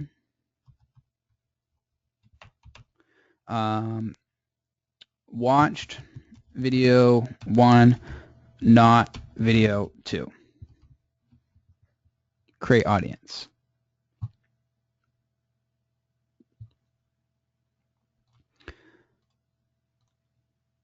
The next one is people who just simply opted in to watch video 1, and I don't care if they've seen video 2 yet.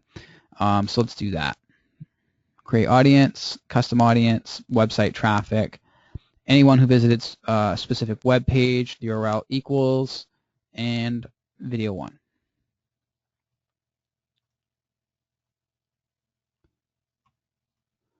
The reason I'm doing this is because I want to create kind of a redundancy in case I need it later. So people who watched video 1. And I don't care if they haven't seen any other pages. And I'm going to do the same thing for video 2 as well. Again, just to create a redundancy in case I need to use it in the future. So create audience, custom audience, website traffic, people who visited video 2.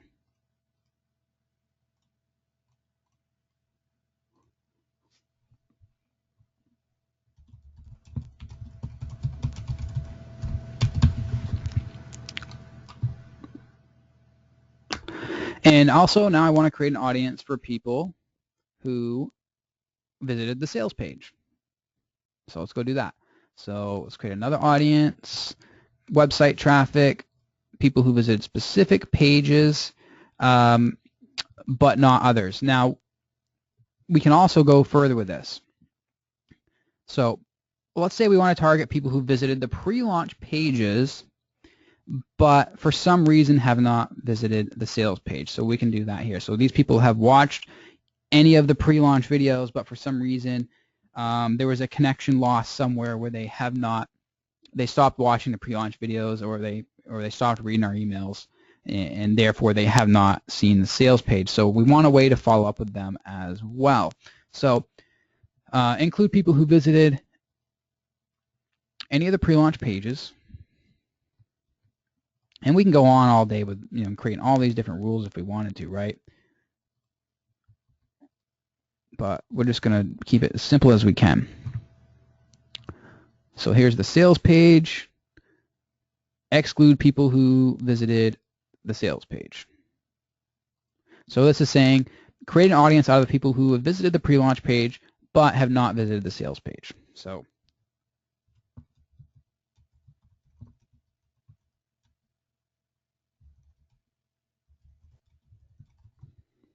create an audience. And the last audience I want to create is people who visited the sales page but have not visited the first upsell page. Now the reason for that is because that's going to target people who did visit the sales page but did not buy, because obviously if they bought, they would automatically be redirected to the first upsell page. So that is going to fire a pixel on their browser saying, hey, this person just bought, that's why they're on the first upsell page, right? So this is going to allow us to create ads that allow us to target people who went to the sales page and didn't buy for whatever reason. So it could say, it could follow up with them ads saying, hey, the price is going up. Hey, are you still interested in this product? Hey, here's another way you can use my product. Hey, here's another cool idea on how you can use my product to do X, right? Just another way to follow up with them to try to get the sale. So we're going to create one last audience. People visiting specific web pages but not others. So they visited the sales page, but they did not visit the upsell page. Now I don't have an upsell page created, so I'm just going to make one up here. Upsell demo. Let's say that's my first upsell page or my thank you page or whatever. So visited, sales page, didn't buy. And I could go on creating different audiences based on my funnel too, right? I can create audiences based on my different upsells, right? I could target people who denied upsell number 2 and show it to them again. I could go on and on. I could even target all of the buyers of this product for a webinar I may be having next week, right? I'm actually going to be doing that for Video Ad Rival. I'm going to be running some ads to people who bought Video Ad Rival and reminding them of the bonus webinar coming up, because that webinar is going to sell them on this program, Revolution 690. So does everyone understand that custom audience creation right there?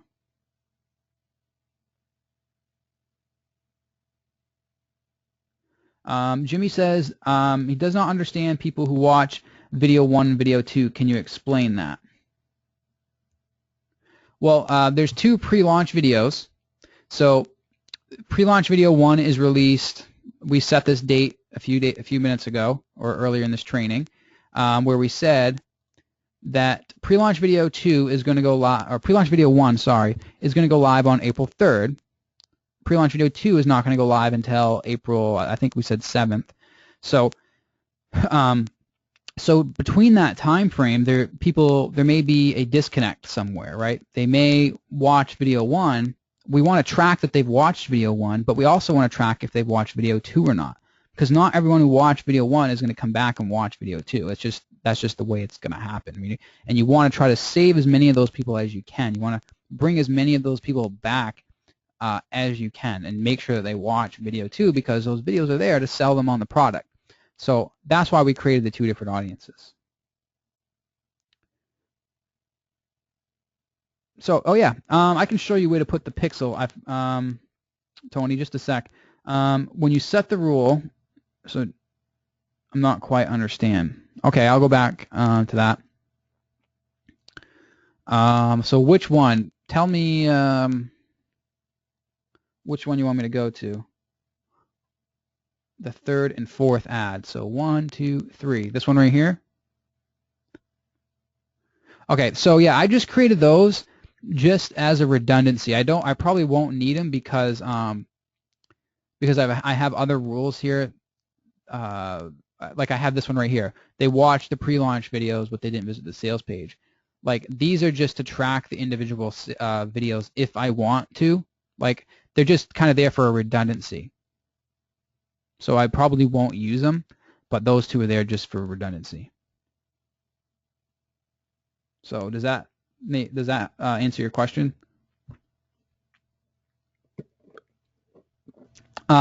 Redundancy, I just mean that it's there in case I need it. For example, if for some reason this rule wasn't working properly, let's say where I wanted to target people who watched the pre-launch videos but didn't visit the sales page, let's just say for some reason that wasn't working for some reason, well then I have this backup audience of those same people here. So I could use that audience in I could show an ad to people who watched video 1 with a specific ad, and then I could at the same time exclude them in the audience targeting manually. So over here in audience targeting, let's say that this is where we enter our custom audiences, and it may not appear here because I have to download. Remember, we're in Power Editor, so we have to download our data from our Facebook Ad Manager to show in a Power Editor. So those audiences I just created will not appear here. And if I download it, it will delete all this data here because I haven't uploaded it, because I can't upload it because Facebook will deny or approve it. So here is where we would actually enter the name of our audience we just created. So if it was people who watch video 1, then I would enter that here. This is an ad for people who watch video 1, right? People who watch video 1. Actually, it looks like it is appearing there. That's kind of cool. So people who watch video 1, I could select that audience there, and I could narrow it down from there. And the reason why I do that as well is because in the audience panel here, Facebook used to have the exclude rule here. So it used to say people who visited X but didn't visit X. So we're kind of creating it in the audience level now. So it's just there for redundancy, nothing more. I probably won't use it. It's just there to build the audience in case I need it. Okay, cool.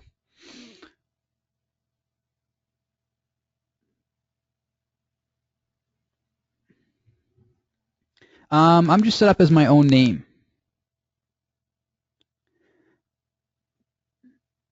Okay, so Sean is saying this is all very clever stuff, enlightening. You don't know what you don't know. I do now. Very clever automating. This is all targeting audience. Yes. When I first learned about this, I was totally amazed that I did not know about it before. It's a great way, and the thing is these people, these audiences we're creating here, these are going to be all people who they're going through your content. They're no longer they're no longer cold leads, right? They're going through your pre-launch sequence. They're people who have already seen an ad, responded to an ad that you've shown them before, and so you're retargeting them with different ads. So you're going to get more for your ad spend, right? Your click-through rates are going to be higher. Your ad spend is going to be much, much smaller because these are going to be warm leads, right? They're people who have already interacted with you before through another ad. So that's the reason for all these audiences here, is to get the most out of our advertising dollars. We're sending ice cold traffic to this page here. People who don't know us. This is where we're building our list, right from this page. But we want to maximize our results from this whole pre-launch. So we want to make sure we follow up with everyone during the entire process. So now you could go at this without this at all. I mean, you could go into this without all this retargeting, but it's there. Why not use it, right? It's there. Why not use it? So we've created our pages. We've created our custom audiences based on the different rules, based on how our traffic is going to um, interact with our different pages, right? We can now show ads to people based on their decisions, right? This is kind of interactive marketing, if you will. We can show custom ads to people based on their behaviors, based on their actions, which allows us to be really specific with our ads, which in the end will make increase our click-through rate, which will lower our costs, which will increase the response that we get from this whole entire process, right? And that's the whole point. Now, the next step is to just start running ads to that first audience that we created, which is the targeting based on the keywords. Frank Kern, Ryan Dice, or whatever niche that you pick, that's the first step. Basically, you upload that ad from the Power Editor. You click Upload Changes, and your ad will get approved. Again, I can't do it here because I don't want it to get denied or approved. And then this whole other part runs on autopilot. This audience is going to be building itself automatically as you're pumping your traffic into it. Okay, that is the beauty of this whole model. This is going to all happen automatically. Now, someone asked me to show how to put the targeting pixel on your site. Now, it's been a while since I've done this. Let me see if I can figure it out. Let's go back to, I'm going to delete these audiences right now, unless anyone needs to see these for any reason. Is everyone okay if I delete these? Because I just, okay. Or I'll come back and delete them if we need them later. It's no big deal. Let's go to Ads Manager. And what are we doing again? We are getting the targeting pixel. So, so go to Audiences. It's been a while since I've done this. Custom audience. Does anyone remember where to get the pixel? Because you only put it on your site once, and then you don't have to do it again. So I've completely forgot where they put that. Maybe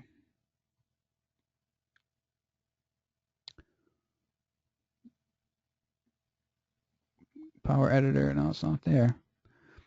Yeah, they've changed it so much since I've done this. I can't even remember where it is. Yeah, maybe it's under conversion tracking. Here we go. Create.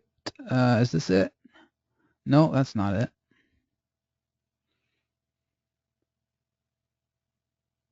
Let's just click on this and see what it gives us. No, we don't want to do that. This is if we wanted to track conversions with Facebook's stat system here. It's got to be under audiences somewhere. They've moved stuff around so much. It's like, maybe it's on the bottom.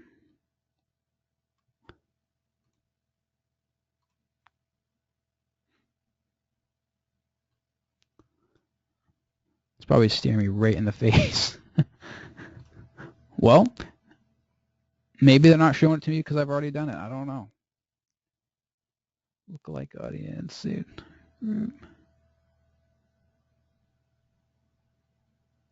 Go to audiences. There we go.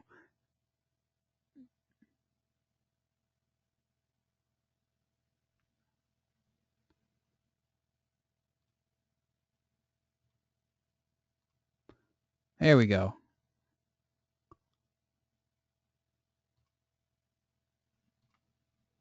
Thank you, Tony. So we select the audience, view pixel, edit. Okay, here we go. No, that's not it. Is this it? View pixel code. Here we go. Well, that was painful, wasn't it? Usually, I remember before they had a button over here that said get pixel. Couldn't miss it. But now, let's see here, copy the code below, paste it. So you can actually take this code and paste it in the head section of your website.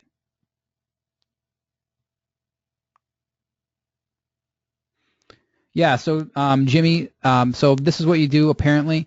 You grab the audience you created, go under Actions, and then let's see, you can either view pixel, right? See here, view pixel, copy the code below, paste it between the head tags and your website code. Then you can set up rules to track specific actions across your website. So yeah, this is what you would actually take and put in your site. And I only did this once, and then I can create audiences, as many audiences as I want since I've already done that. So now if you're using, I know some people are using ClickFunnels, some people are using Optimize Press 2. Some people are using other programs to make their sites. So what you want is a place where in your editor where you enter code in between the head tags. Optimize Press 2 has an area. I'll bring it up in one of my sites. I've also got a demo account of ClickFunnels, by the way, that I can play around with on a future training if any of you are interested. Just as a little side note. But here we are in Video Revolver, and I've got to enter the code on this site, I just go to Optimize Press Dashboard, and then under Analytics and Tracking is where I enter that code. You can see I already entered it here a long time ago. And then I have some other tracking code in here for other services, but basically you just paste it in between. You paste it here in Optimize Press 2, and that will put whatever code you paste in this box in between your head tags. So Jimmy, I don't know what you're using. I think you were going to use ClickFunnels. There's got to be a box in ClickFunnels where you can enter code that goes in your head tag. Okay, yeah. Yeah, I remember you saying you're using ClickFunnels. That's why I was saying that. But yeah, Optimize Press 2, just go to Optimize Press, Analytics and Tracking, and then Analytics and Tracking, and then you paste it right in there. Yeah, I've only entered the pixel once, and then that's it. And then you can create the audiences. So just for once for the whole site, and then then it can track any page that I want. That's why I was so confused about it, is because before they used to have there was a button up here that would say Get Pixel, and then you just put the pixel on your site, and then the audiences were just something that you did after. Like I never had to go into the audiences like that and then view the pixel like that, and I've never had to do that before. That's kind of counterintuitive, I think, but now they know what they're doing, I guess.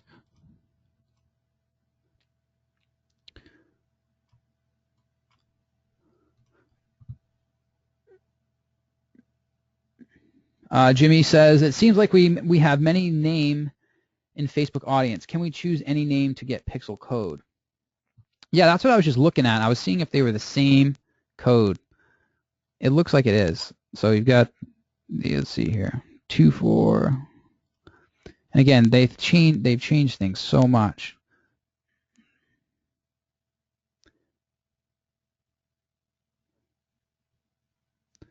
But really all I had to do is just enter it once on my site, and then I can, it appears to be the same.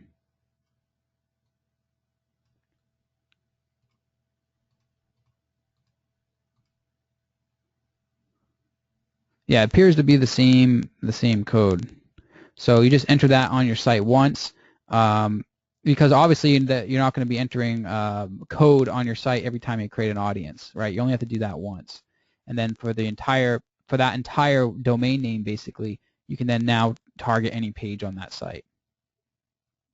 So yeah, just grab any of your audiences related to your site, grab the pixel code, put it in your head tag, and then you can you can create audiences from any page on that site. Cool. All right.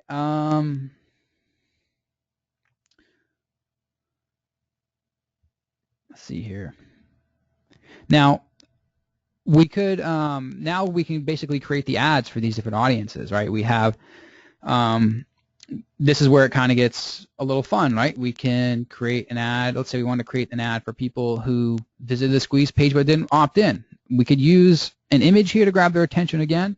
Again, if you're doing the personal branding thing, if you appear in the video or if you appear somewhere that they would have seen you, use your picture so they remember who you are. And this time, obviously change the picture, right? Don't use the same picture of yourself because people are going to get ad blindness, or they get ad blindness really, really quickly.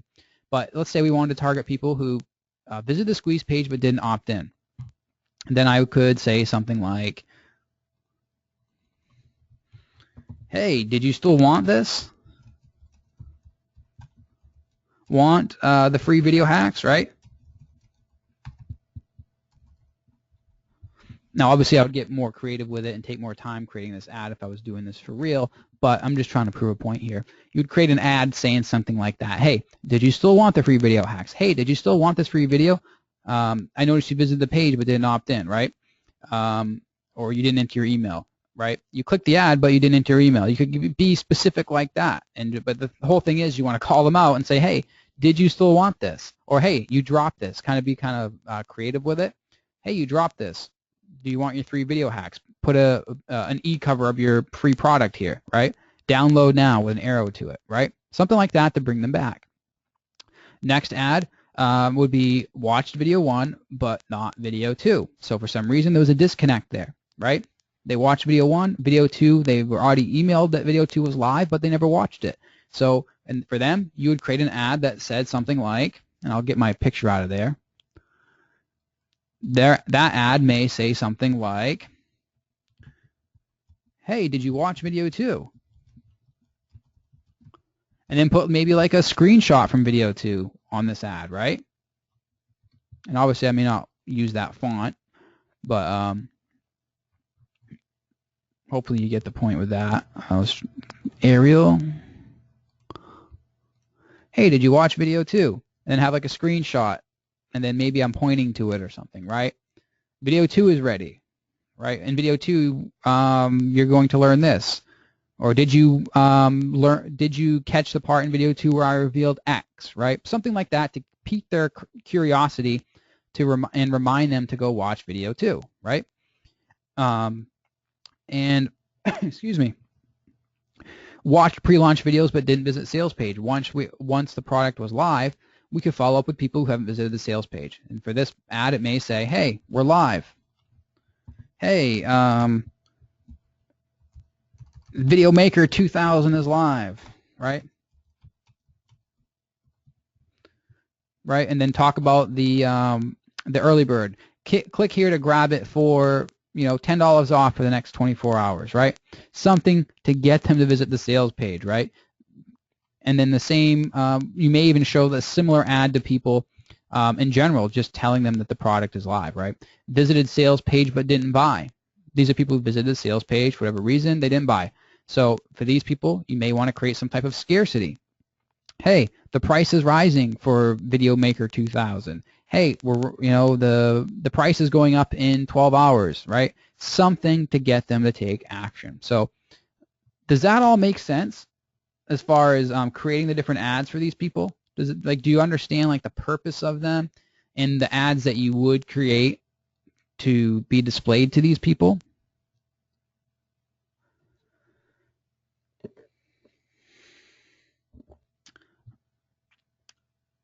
Cool. Makes sense. Good stuff. Awesome. All right. Cool. I'm glad everyone is on board. All right. So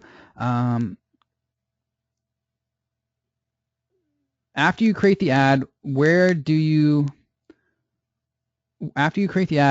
go retarget the ad for video? After you create that. Let's see. I'm trying to figure out the question. After you create the ad, where do you go to retarget the ad for the video? Well, can you explain a little bit more? All right, let's say people view video 2. Yep. And not take action.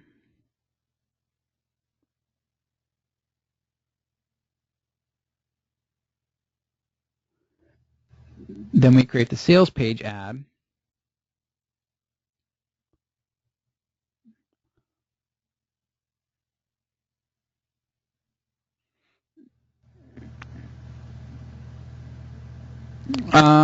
Okay, let's say after people view video 2 and they don't take action, then we create the sales page ad, retarget. How do we link, or we do the same thing? We'll say people view video 2. So people view video 2, right? The only action they had to take here is to watch the video, so we can't really track if they've watched the video itself. Like, we can only tell if they visited this page. Now, we can only assume that they watched the video. There's video players out there, or at least I know of one coming out that will allow you to track that, track on the video level. Is that what you're talking about? If they've watched the video or not?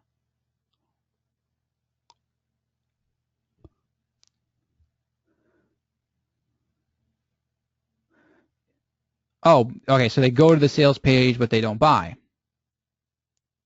So if they go to the sales page and don't buy, then basically what you're doing, you can tell that, all right, but we create an ad to give scarcity.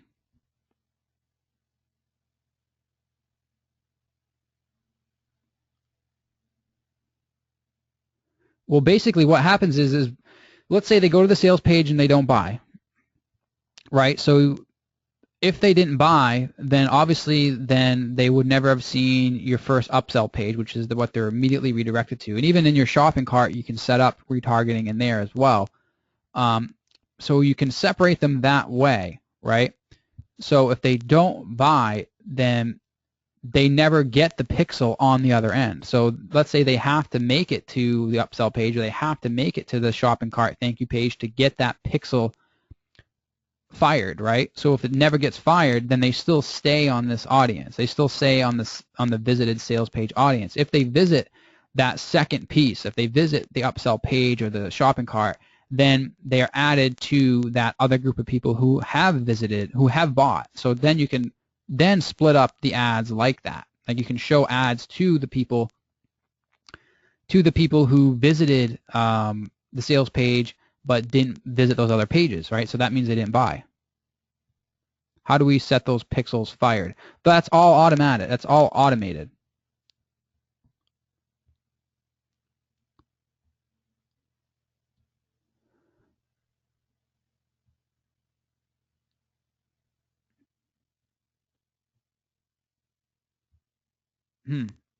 I'm not really sure what you.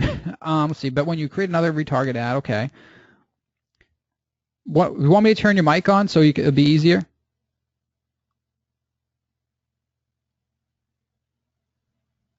Okay. Let me see if I can find you here.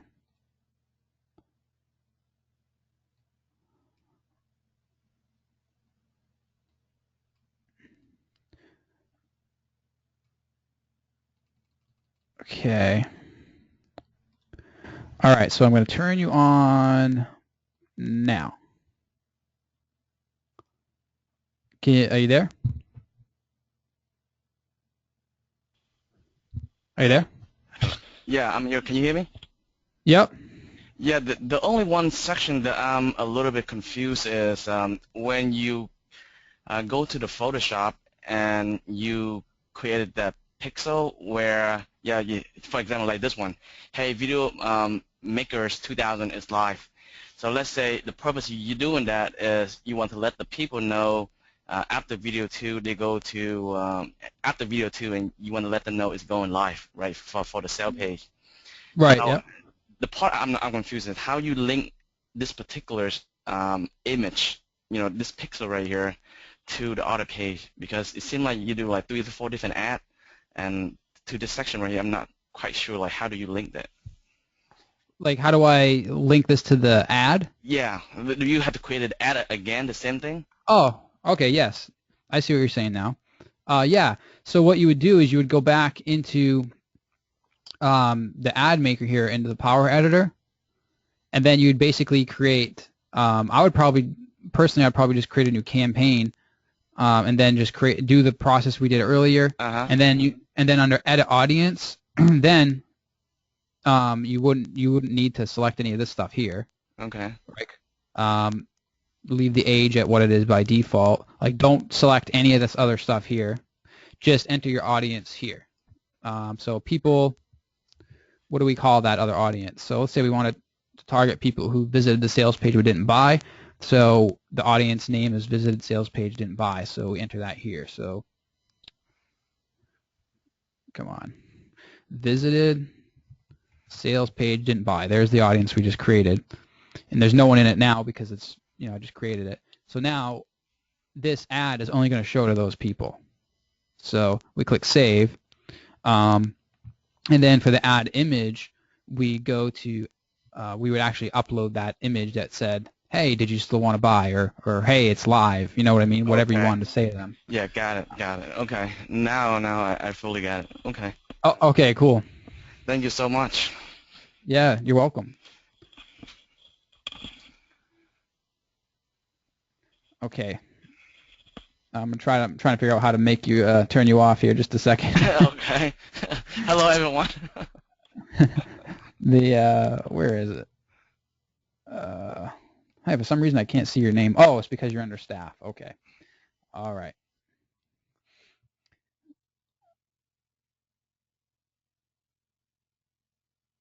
Okay. So I'm going to return back to the questions box here.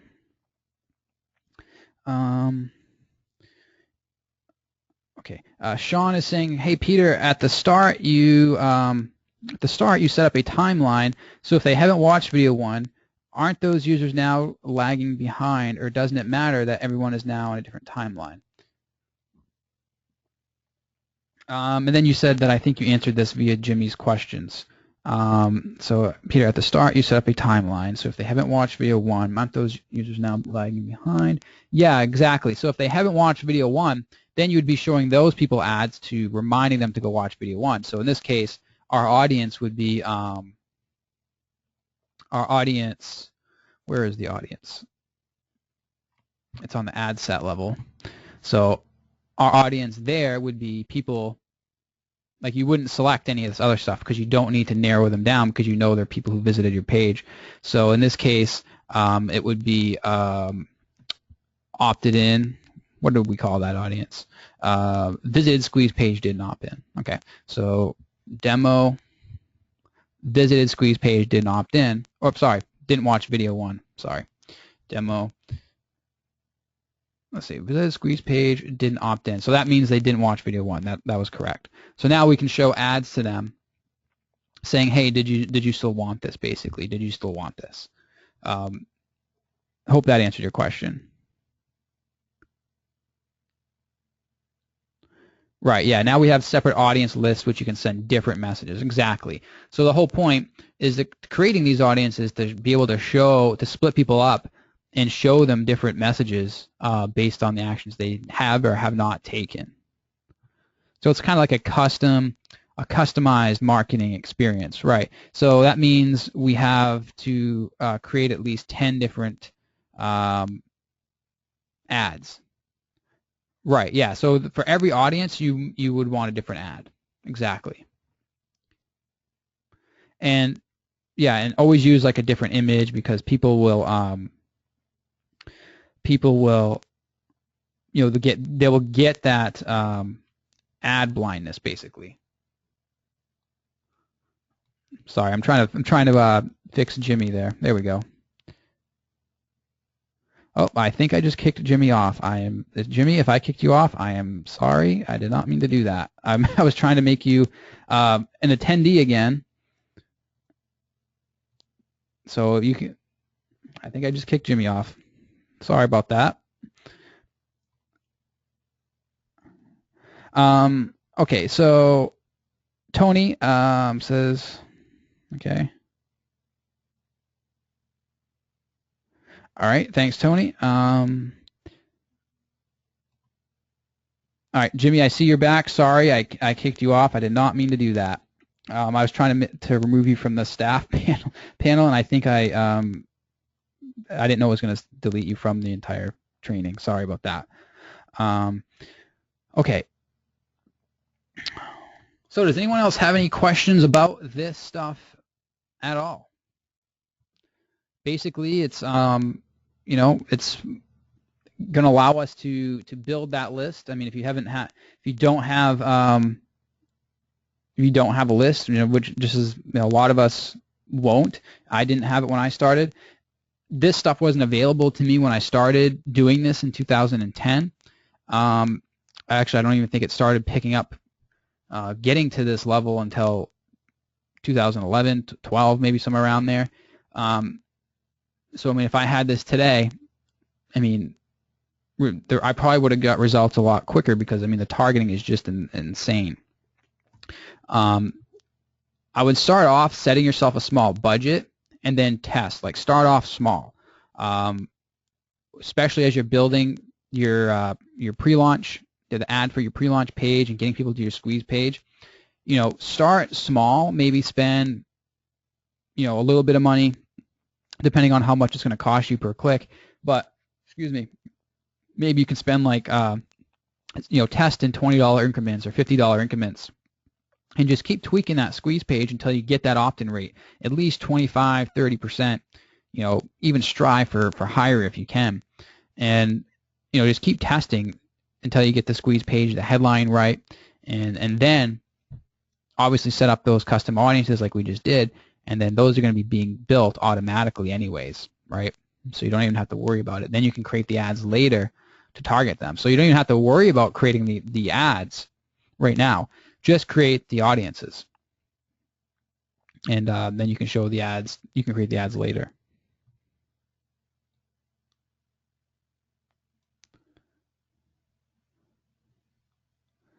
Jimmy says, if I spend $500, what does an average people click to go into funnel? See, I can't predict that because I don't know. It all comes down to your targeting, who you're targeting. Is the keywords you're targeting, are those your target audience, right? Like Frank Kern's audience, for me, could get, an average click-through rate of 0.1, right? 0.1% or whatever. Ryan Dice may get slightly higher or lower. It totally depends. So that's where the tweaking comes in. You have to do that research and figure out the interests, right? The interest targeting that is going to work for you, and then you can test you can test those different things and figure out which ones are working the best. I probably wouldn't spend $500 right away, right off the bat. I would probably, I would split up your interests into separate different campaigns if you could. Like maybe create one for Frank Kern, Ryan Dice, etc., or obviously your keywords, and then maybe set a small amount for each, and then see which one's converting better, and then kind of go in there every day and say, oh, this guy's not converting, this keyword's not converting, this interest is not converting, and turn it off, right? And then at the end, you're going to have a pool of winning interest, basically, that you can continue to run ads to.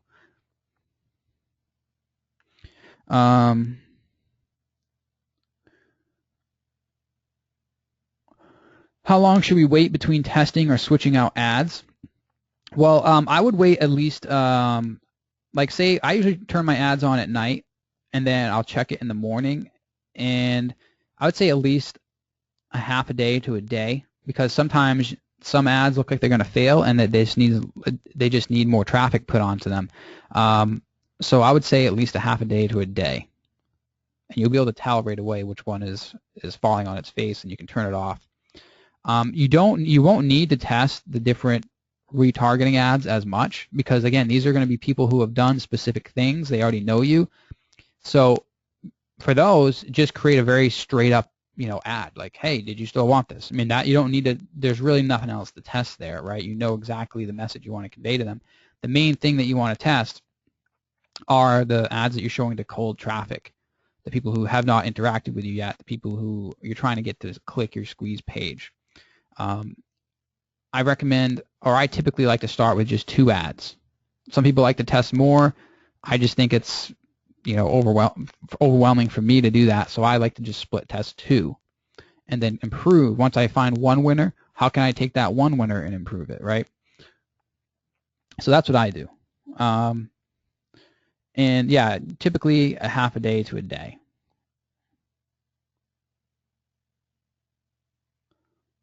All right, so I think I've answered all questions. If I haven't, just let me know.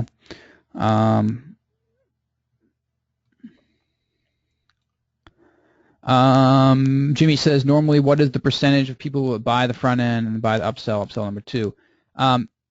Again, this also comes down to the relevance of your upsells. If they're on, if they're extremely relevant and the offers are what your buyer wants, basically, and you hit the nail on the head with the offer, then you should try to shoot for at least 30% conversions, 20 to 30%, 20% on the low end on your upsells. A higher priced upsell may get a lower conversion, anywhere from 5% to less than 10. It totally depends on the traffic source, on the offer. There's so many variables that work there, but typically for a typical upsell, 20 to 30%. If you can get higher, you're doing extremely, extremely well. Okay, so I'm going to pull up. I think we've. All right, there's one more thing I want to cover. And now this is actually what to say to your subscribers via email. So this is really important. So a lot of this is a lot of the Video Script Genius templates that I gave you will help you with what to say. And again, you can download that from I believe it was last week or the week before. But let's just cover some key points on what you should say to your subscribers as they're going through this process. These are people who didn't know you yesterday or didn't know you 4 days ago, and what should you say to them as you're taking them through your pre-launch, right? You're trying to get them, you're trying to create that that trust with them, you're trying to create that relationship with them, and obviously you're trying to get them to buy your product. So what should you say? So first of all, you should always deliver on a promise that you give them, and obviously you always want to give them like little problems and then solve that little problem. So in video 1, you don't want to solve all of their life problems, right? Or on the squeeze page, you don't want to offer to solve all their life problems. You don't want to promise them the world. You want to promise them one specific thing and then solve that one specific thing, because that's going to allow you to move into the next problem, right? Which down the line leads into the introduction of your product, which is the big problem solver, right? Which is what they wanted in the end anyways. Like I said, always leads into another problem or issue, agitate that problem, and then offer a solution in the next video. And after every pre-launch video that you're making here, you always want to build anticipation for the next video, just like a TV show, right? You never want to end a video or pre-launch video saying, well, thanks for watching the video, right? You don't want to do that, because you need to tell them, you need to build that anticipation. You want them coming back, right? You want to say, okay, in the next video, in video 2, we're going to cover this, this, this, and this. Make sure you watch out for that video, right? Make sure you watch out for it. You want them hanging on the edge of their seat waiting for your next video. And building community is also extremely important. You notice on my other pre-launch pages that I showed you, all the pre-launch pages that I've ever done, they always have a community aspect to them. And I do that with Facebook comments. And basically what I do is you have to specifically tell them, right? Or explicitly tell them, whatever the right word to say is, tell them to leave a comment below the video. Otherwise, they won't. They might, but the chance that they will is a lot lower. So what I like to do is I like to say, hey, I hope you've enjoyed this video. Please let me know in the comments below how you plan to use this info in your business, or how you plan to use this new info in X, right? Ask them a specific question, tell them to answer it in the comments below. Now, you can also increase the chance of people leaving a comment by saying, oh, at the end of this series or whatever, if you've already revealed a product is coming, you could say, at the end of this video series, I'm also going to be picking 3 people from the list of comments and giving them a free copy of the product, right? I've done that a few times. That definitely increases response. Now, the whole reason why you want comments is, again, to create that feeling of community. You want to create that, I don't like using the word herd, but it's really a good way to describe it. You want to create kind of that herd following, right? if 100 people are commenting on your video saying how great you are and how they plan to use your product or whatever, how they plan to use your information, that's going to create that herd mentality or that herd environment that you want after your product, right? You need that community aspect. You need it.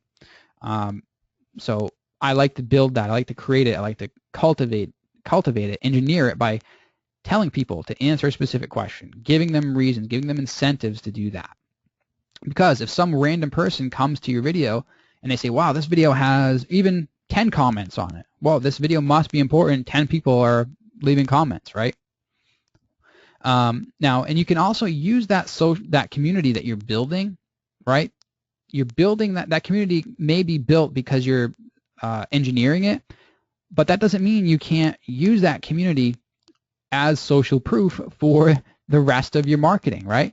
It's just as an example, in video 1, let's say you get 20 people to leave a comment. Well, on video 2, you want to reference that. You could say, over 200 people have commented on the last video. You know, that shows me that people are really interested in this topic, right? And again, that's reinforcing that herd mentality, that community feeling, right? It's just a great thing. I mean, you create the community, and then you can use that community as social proof for the rest of your marketing. And once you're actually live, right, you don't want to just set the sales page live and leave it. That would be a huge mistake. You always want to give people a reason to act right now. So you want to create scarcity, whether that's with limited copies, limited spots, limited seats, right? You want to give them a reason to act now. Early bird discount, or the offer closing forever, or bonuses that are going away, right? You never want to say, okay, the product's live, buy it whenever you want. Because what's going to happen? People are going to be like, well, I guess I don't really need to buy it right now. I can come back a month from now when I have more money saved up and buy the product, right? They're never going to come back. So you have to give them a reason to buy. I never sell something without scarcity of some kind, and you need it. And you have to be honest as well. I mean, you can't say I'm only going to sell 100 copies and then sell 1,000, right? Or you can't just say, okay, if you buy this before this time, you will get $10 off, and then really you never raise the price, right? If you say you're going to do something, you have to do it. If you notice on all my launches, if I say I'm going to raise the price, I always raise the price. I always do, unless for some reason one of my evergreen launches that are working on autopilot right now, if something stopped working that I'm not aware of, then I always raise the price. I always keep my word, and I always recommend you do that as well. If you say that bonuses are going away, take those bonuses away. You just want to give them a reason to act now, and you want to stay true to that. Now, another thing you can do, and we're going to be talking about the launch more 2 weeks from now, but I want to cover this really quickly. After you launch, you're going to have a lot of people who still haven't bought, right? You're going to have those people that have visited the sales page but haven't bought, right? And you can also segment these people with your email marketing as well, because you're going to have a buyer's list of people who bought. So there's 2 different ways you can follow up with these people, through email and Facebook ads. So you want to be staying in contact with people who haven't bought. In other words, I call them stragglers or fence sitters. And you want to follow up with them and give them more reasons to buy. If they haven't bought, you want to hit them up a couple more times and give them a couple reasons to buy right now. Now that can be done by adding more bonuses, adding more value to the offer, saying, hey, I added more bonuses. The offer is even better now, right? You can remind them of a deadline. If the price is going up by 9 a.m. 2 days from now, well, then you want to hit them up the day before that deadline, reminding them of it. You want to hit them up the day of, and 5 hours and 1 hour before, right? You can hit them up. The easiest way to do that is with email, but you can still have an ad running to them as well. If your product costs a significant amount of money, maybe $1,000 or whatever, maybe the problem is that they just don't have the money to spend right up front. So then at that point, you can offer a payment plan to the people who haven't bought. You can say, hey, I just added this payment plan. may make it a little bit easier for you to take action. And then maybe offer them like a 3-payment plan or 4-payment plan or whatever. I don't typically like to offer payment plans on the front end, right? Because I like to get the sales, the one-off sales right away. But leave the payment plans in the end for the people who haven't bought. And then if you're closing the cart or you're closing the offer after a certain time, let's say you launch and then you say you're going to close on Thursday, which is like 7 days from your launch. Close on Thursday, but if there's a real significant reason for you to reopen the cart, like the following week, say for example you had 100 spots on your program, all 100 sold out, but let's say maybe 5 people refunded or dropped out or didn't complete their purchase. Well, this is a famous Jeff Walker move from Product Launch Formula. You can reopen the cart and say, hey, we have a few openings available. A couple people have dropped out, or a couple people didn't complete their purchase or whatever. So we're opening up the sales page for another day or two, right? And then, and I've done this before and for a legitimate reason, I actually ran a sale while I was on vacation in Mexico, the famous Mexico cash machine product that I made that details that. I ran a sale when I was on vacation in Mexico a couple years ago, and it was a limited time sale. I think it was like for 3 or 4 days.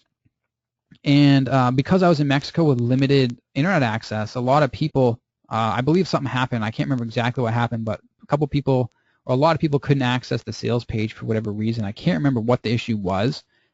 So I said, hey, I'm going to reopen this for a couple more days. So I emailed them and said, hey, a couple people are having issues with accessing the sale. They didn't get notified of it, whatever the case was. So I'm going to reopen it for a couple more days. And I doubled my amount of sales in that that 2-day or 3-day time frame. So that can be extremely powerful if you can justify the reasoning behind it, right? So you can't just say, hey, I just reopened the sales page, even though I told you a couple of days ago I was closing it. Well, today I'm just going to reopen it. You can't say that. You have to give a good reason behind it. So, and the last point I want to say is don't underestimate the power of story, and specifically your story. If you can, and if your business is related to you and your personal brand, you are leaving money on the table if you do not use your story in your marketing. In your pre-launch videos, in your emails, follow-ups with them, in your sales page, if you can and if it makes sense, use your story wherever you can. It will only mean more money in your pockets in the end. It allows people to connect with you on a personal level. It builds that relationship. It shows people you're a real person. It draws people in to you, right? It draws people in and makes them interested in you as a person, and you create fans that way, right? So if you can do that, if you can use your story in your marketing, your pre-launch, and every part of your marketing, you have to do that if you can. But I understand some people, there may not be a personal aspect to their business, and that's totally fine. So I'm going to cover the homework really quick, and then I'll open up for any last questions. So the week 9 homework is to create your Facebook ads and custom audiences that we just covered. Create your audience, the audiences that we just outlined, right? The different audiences we just created, and create the ads for each. And now at this point, some of you, a couple may be ready for this. I know a couple people on here may be ready to start sending traffic to their pre-launch pages. Some people may not be. So it's up to you if you want to wait until we actually get to week 11, where we're actually going to talk about launching. If you think you're ready, start sending traffic. If not, well, next week we're going to cover JVs, how to approach top leaders in your niche. Or we're going to talk about attracting top leaders in your niche to support your launch, to only add to this, this huge marketing effort that we're creating here, right? If you can get JVs on board to help you, along with any other advertising that you do, it's only going to, what's the word I'm looking for? It's only going to mean more results for you in the end. One solid JV with a responsive email list can change your business overnight, right? I know from firsthand. I had someone help me promote my first product, and I was amazed at how all his people that came in and bought my product just from one email. So it's important to have JVs as part of your business if you can. Okay, I don't think it should be the only part. I think you should kind of combine paid traffic with JVs. So we're going to talk more about that next week. Motivating JVs to promote, making sure they promote, all about commission structure, what I think you should pay. We're going to talk about JV prizes, my thoughts on them, whether you think you should do them or not. We'll talk a little bit about 100% commission launches, which some people do for building lists really, really quickly. And of course, setting up Facebook ads for JVs and selling this whole launch to JVs as well, because again, we're not only selling to our buyers, we're selling to JVs to promote it. So that's what we're going to be covering next week. And then the week after that is the launch week. That's week 11. So we are hitting this 1 week early. So that is when we're actually going to talk about actually setting it live and getting those sales. So we're 2 weeks away from that. So now I'm just going to open up for Q&A. Okay. Awesome. All right. Sean says, how do you know if you have your Facebook audience right? You told your story that you were shocked that your audience was in the 50s and not 20s. Well, did you watch the training from 2 weeks ago? Because I outlined that in detail on how to get that data. That's where we create our customer avatar. So what week is that? Well, this is week 9, so it would be week 7. If you haven't watched that, watch that. But it all comes down to research. Yeah, right. You have to know your target audience. You have to know that customer avatar, and you have to go through that process. And if you have a list that you can survey, find out how old they are, or look at the data to your website, or look at the data to other websites that are already existing in your niche to get that info, then that's where I would start. You can also, with Facebook ads, if you just don't know, you can split it up by age group. You can create different ads for different age groups, right, and see which one converts better, and that's a good way to find out right there. You can say, okay, 20 to 35-year-olds aren't really responding, or they're clicking but they're not buying, but 55 to 65 are. So that's a good way to do it as well.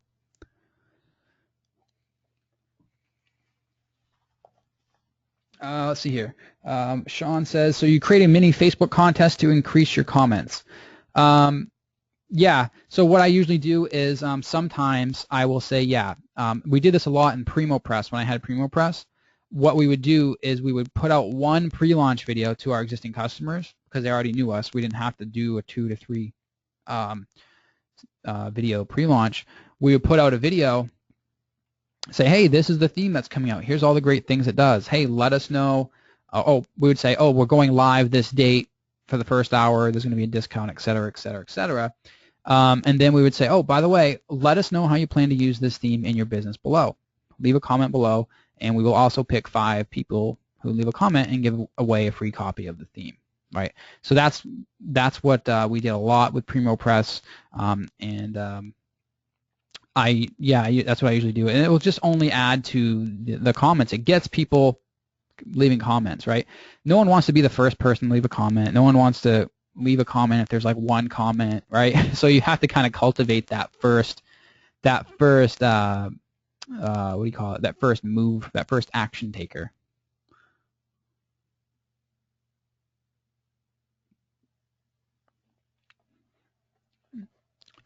Right, I totally agree. Sean says, it's amazing with today's technology how much you can do in marketing. So informative. Now I know how I've been persuaded to buy without knowing it. Exactly. This stuff probably has been working on all of us, and we may or may not have even realized it. Avi says, do you offer a payment plan or wait for a potential buyer to ask? No, what will happen is if it's a higher price product, like I did for this product here, I knew that I wanted to offer a payment plan or a monthly subscription. I knew firsthand I wanted to do that, but let's say that I just wanted to see how it would convert with one higher price, then I would try that first, and then depending on the feedback I got back, if I get a lot of emails from people saying, oh, this is, I'd love to join, but I can't really join at this price, then that would give me, hey, I need to put out a payment plan. Or I just may know ahead of time that I want to offer a payment plan because it may be a common objection.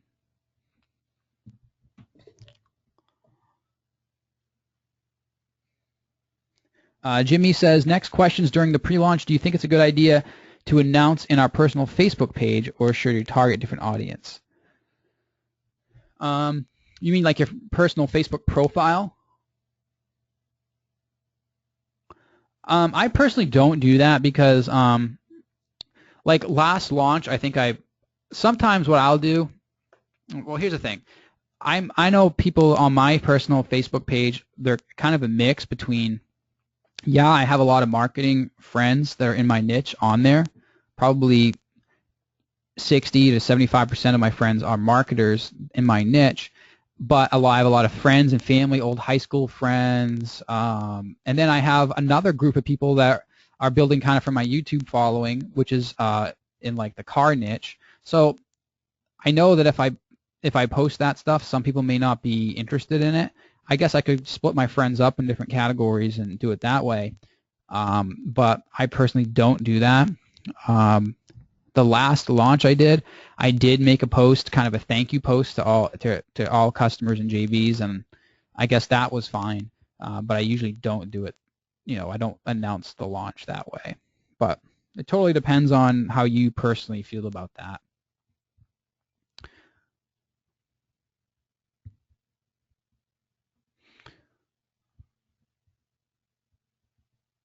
Yeah, I mean, if you have like a personal brand you're trying to build and you don't mind that, I see a lot of people who do a lot of marketing on their personal Facebook page. I just don't like to do it. I don't like to mix. I just post about personal stuff on Facebook. It's kind of, I look at it, Facebook as kind of like a party. And this goes back to years ago when Perry Belcher, I think it was, came up with this kind of analogy of social media, where social media is kind of like where you're at a party, right? You're socializing with people. People go to parties not to talk about business, but if you're talking to a friend, business may come up. If you're at a party, you may not just go up to a random stranger and be like, hey, check out this thing I'm selling, right? You may talk to them on a friendly level, and then business kind of may come up. So that's why I kind of like to treat Facebook as kind of like a personal thing. Like I'll share stuff from my personal life in there.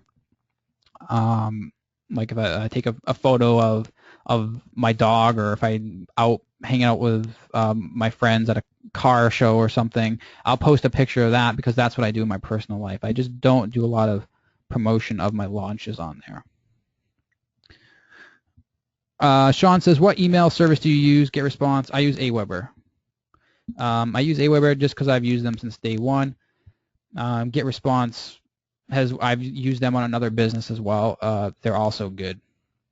The Get response makes it easier to integrate with JVZoo. Yes. I just haven't really. I love Aweber, and I don't want to go through the pain of switching away.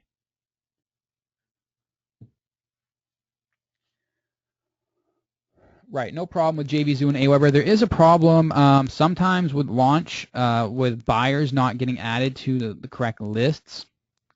Even though I call and get them to enable no confirmation via single opt-in via API, which means that if they buy through JVZoo, they should be added to my list without having to confirm. I email them every time I launch, and they say, yes, we've enabled this for you. It should work fine. Every single time it doesn't work. It works like 30% of the people get added, so I have to manually add those subscribers after every launch. It's kind of a pain, and I may end up switching to Get Response someday, but it works for the most part.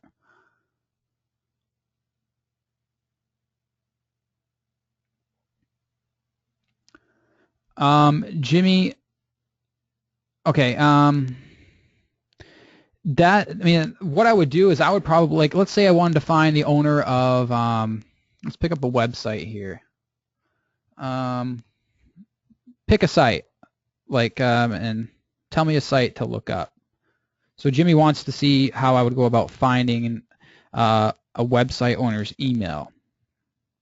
And it may just be, if you can't find them in a who is search, you may just have to do some digging around. I mean, all right, let's try smart passive income. I guess that's a. Let's see if we can find his personal email. And I don't know if he has it listed publicly or not. So here's smart passive income. And I don't think he has his email listed anywhere. What I would do is I would probably start with the about page, contact page. I mean, there's a contact form right there. I mean, most sites are going to have a contact form, so that's one way. But what I would do is I would take the URL. I would go to who is.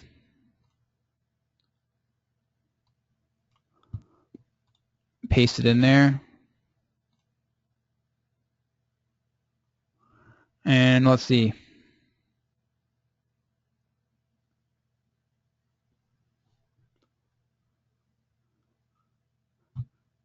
It's been a while since I've done this, but this is usually what I would do. I would just try a who is. And most people are going to have it set to private anyways. I mean, nowadays.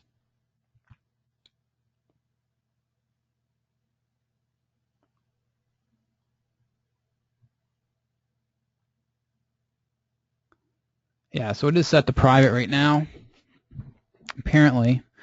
So from here, I would just try the contact form. Where are we? I would try the contact form. If I didn't get a response, then I might try to find them on Facebook. Try to find their fan page. Maybe see if I can find the person who manages the page. Then kind of maybe drill down to their personal Facebook profile, and then try to find their real name. And then I would Google their name, and then I would basically just go on that path like that. I would first start with a contact page. Try the contact form if you can. Go to the fan page, go to the Facebook page, right? See if you can find out who, their personal profile from here.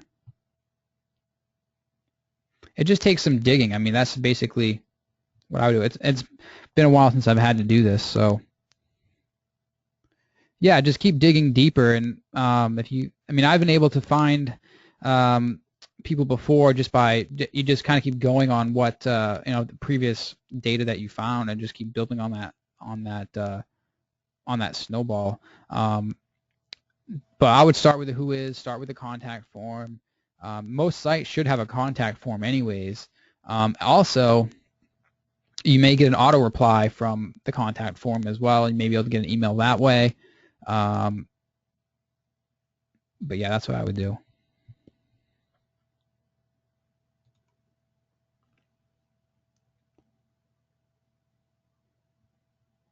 I believe there's a directory for solo ads. Let's see here. I will have to post that in the group. There is a good place to get if you want to look into solo ads. I just can't remember the name at this point. I'll have to post that in the group for you, or under the replay, sorry, or in the group. So I'll set myself a note for that.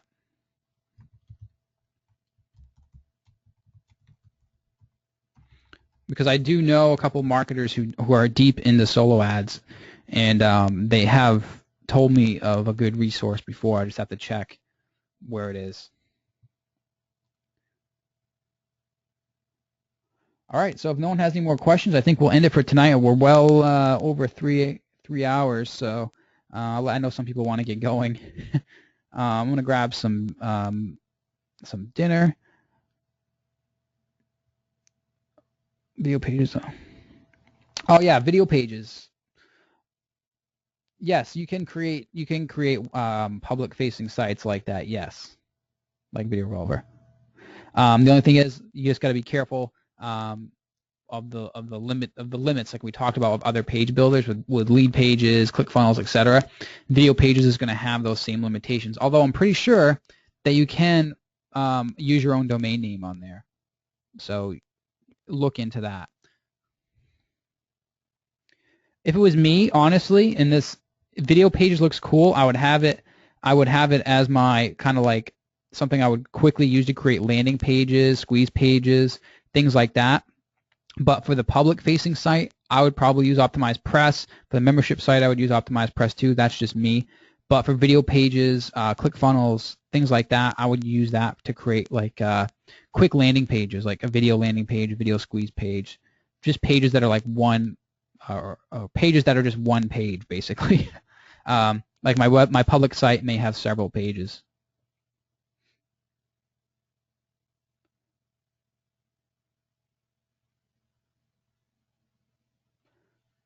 No, I do not use Twitter, LinkedIn, Dig, or Pinterest. I just use Facebook and JV traffic.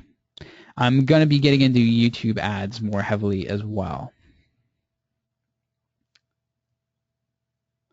Cool. All right, so next week we'll get into JV traffic, one of my favorite topics and something definitely that needs to be a part of a successful product launch, and it'll definitely take your results to the next level. You know, a couple good JVs on your launch can make a huge difference. So we'll cover that next week, and then after that we've got the launch week. So